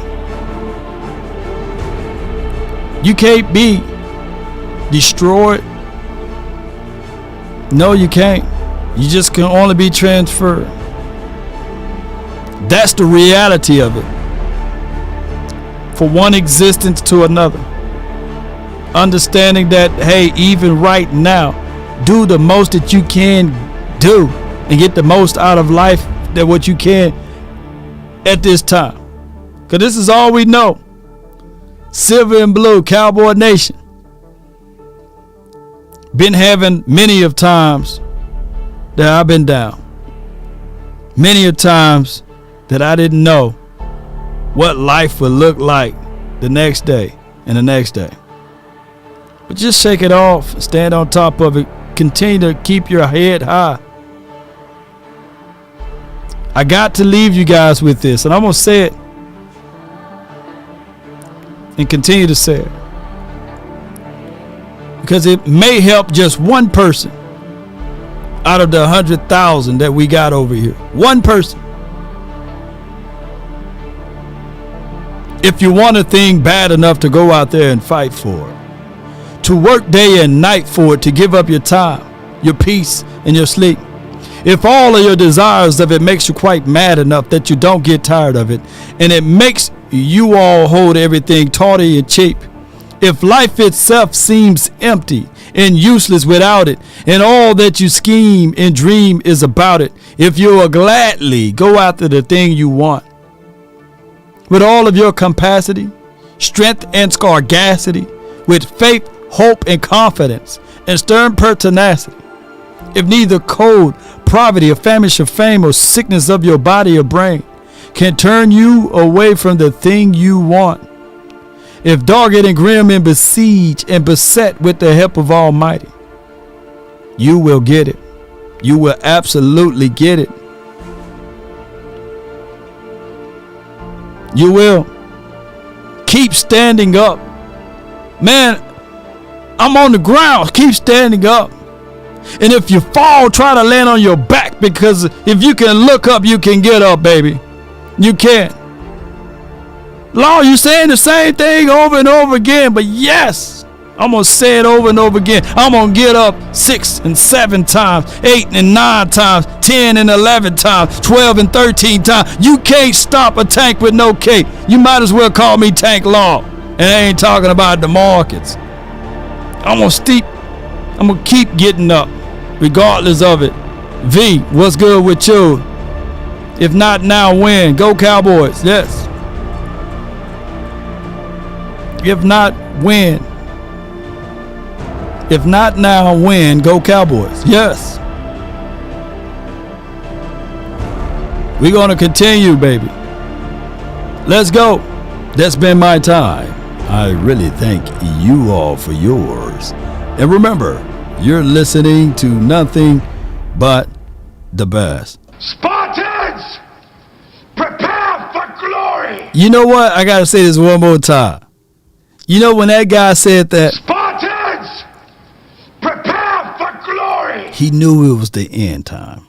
He knew that the Persian army was coming. And they surrounded them. But he told his guys, prepare for glory. You know, that's crazy, huh? Spartans, what is your profession? When you are in that spot and knowing that it's finna be over with, where are you? Damn. Damn. Let's go. Let's get it. Whoa. Give me my theme music. Come on. Hey. We up out, baby. One love, DC for life. Prepare for glory. Condolences out to Crawford's mom. I've been really in the field, lot of rush, I love the feel. Roll those credits, baby. Don't need no deals, I make the deal. Have to take it to a meal. Lately, I just wanna run it up. Yeah. Kinda check the song. Lately, I just wanna run it up. Count that too, count it up, count it up, count it up, count it up. Lately, I just wanna run it up. Brandy, appreciate you, Brian. Thank you. Dallas Cowboy hard hitter. Hey, Sanjay. A chill Esquire. Appreciate you. Lisa, thank you. J SoCal. We don't wipe them 304s. Daisy, Texas T. Christopher 214. DC for life. NV. RC, I see you.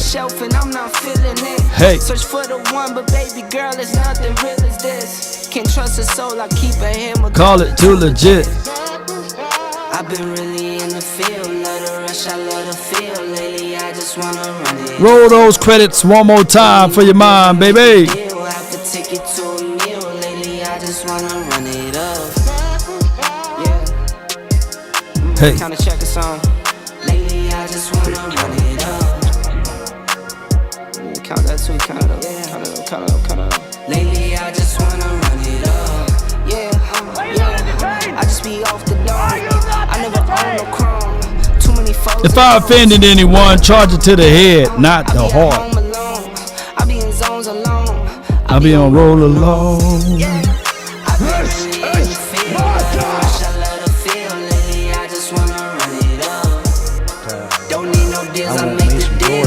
Take it to a meal, lately I just wanna run it up. No, that motherfucker don't miss, man. He's good. Kinda check the song. In the heat of battle, lately I just wanna run it up.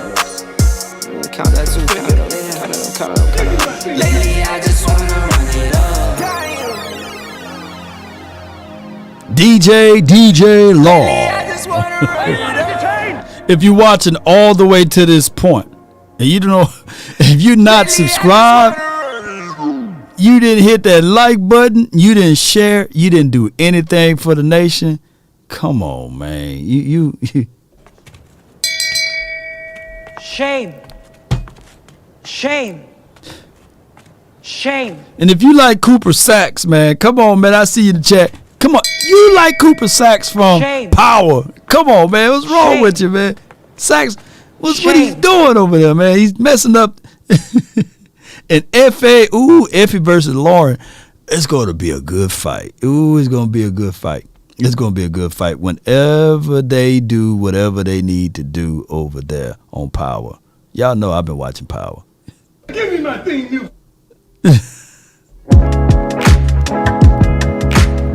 Sacks got to go, man. He do.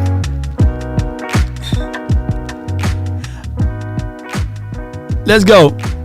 DJ Law. You know, I see you, Matt Batten. Appreciate you. One love to you, man. Condolences for you and your family as well.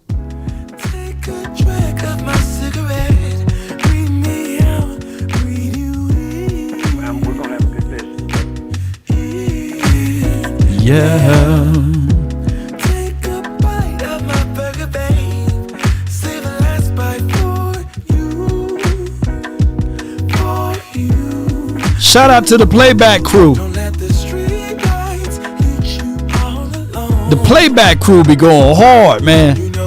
Y'all be rewatching this. I thank y'all. I'm gonna give y'all a name. PBC. Playback crews. I follow. The PBCs and the HBOs, man, y'all holding it down. Trevor, I think Effie might go though. I think that Effie was right here in Dallas this past weekend. She had a club party. I like Saturday. I like maybe if I was young, I would have been in the club about 20 years ago. But you know, let the young kids have the clubs in Dallas. Hit you all alone. Come on.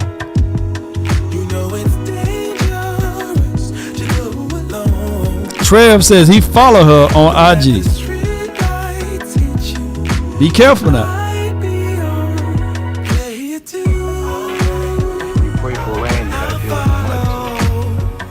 Shout out to Sadiq, always giving me some good positive words.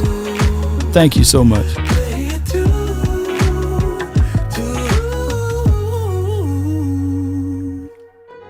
If a paper crane can fly, then forever doesn't feel that far.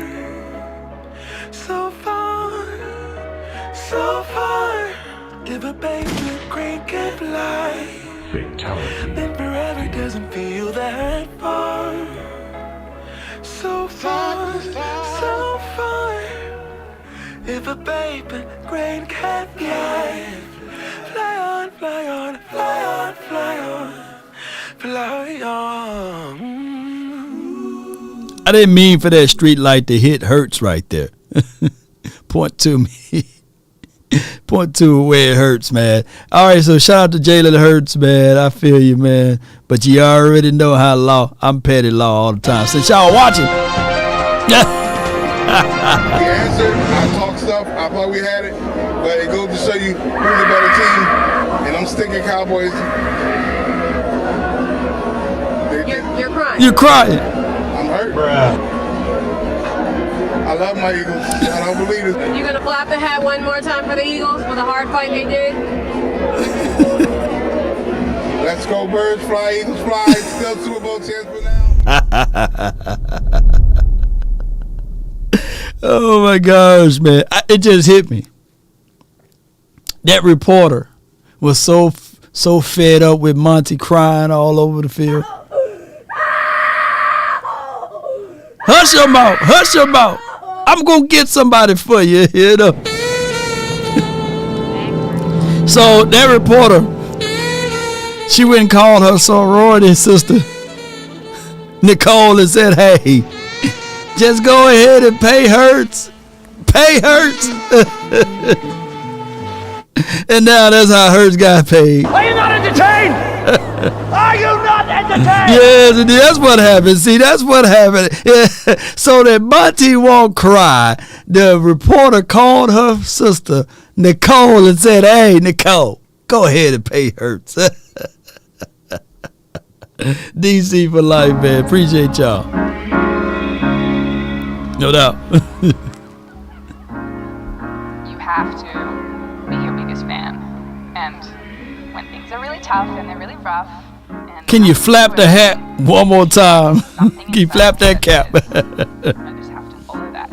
Because you don't know who you're going to be, Until next time.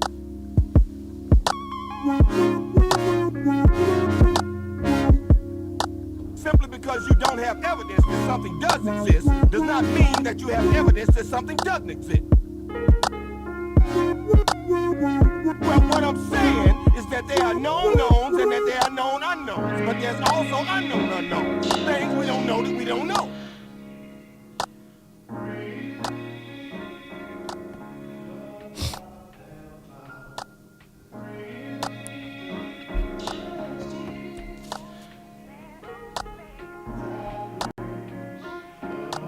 don't know who you're gonna meet. Desire,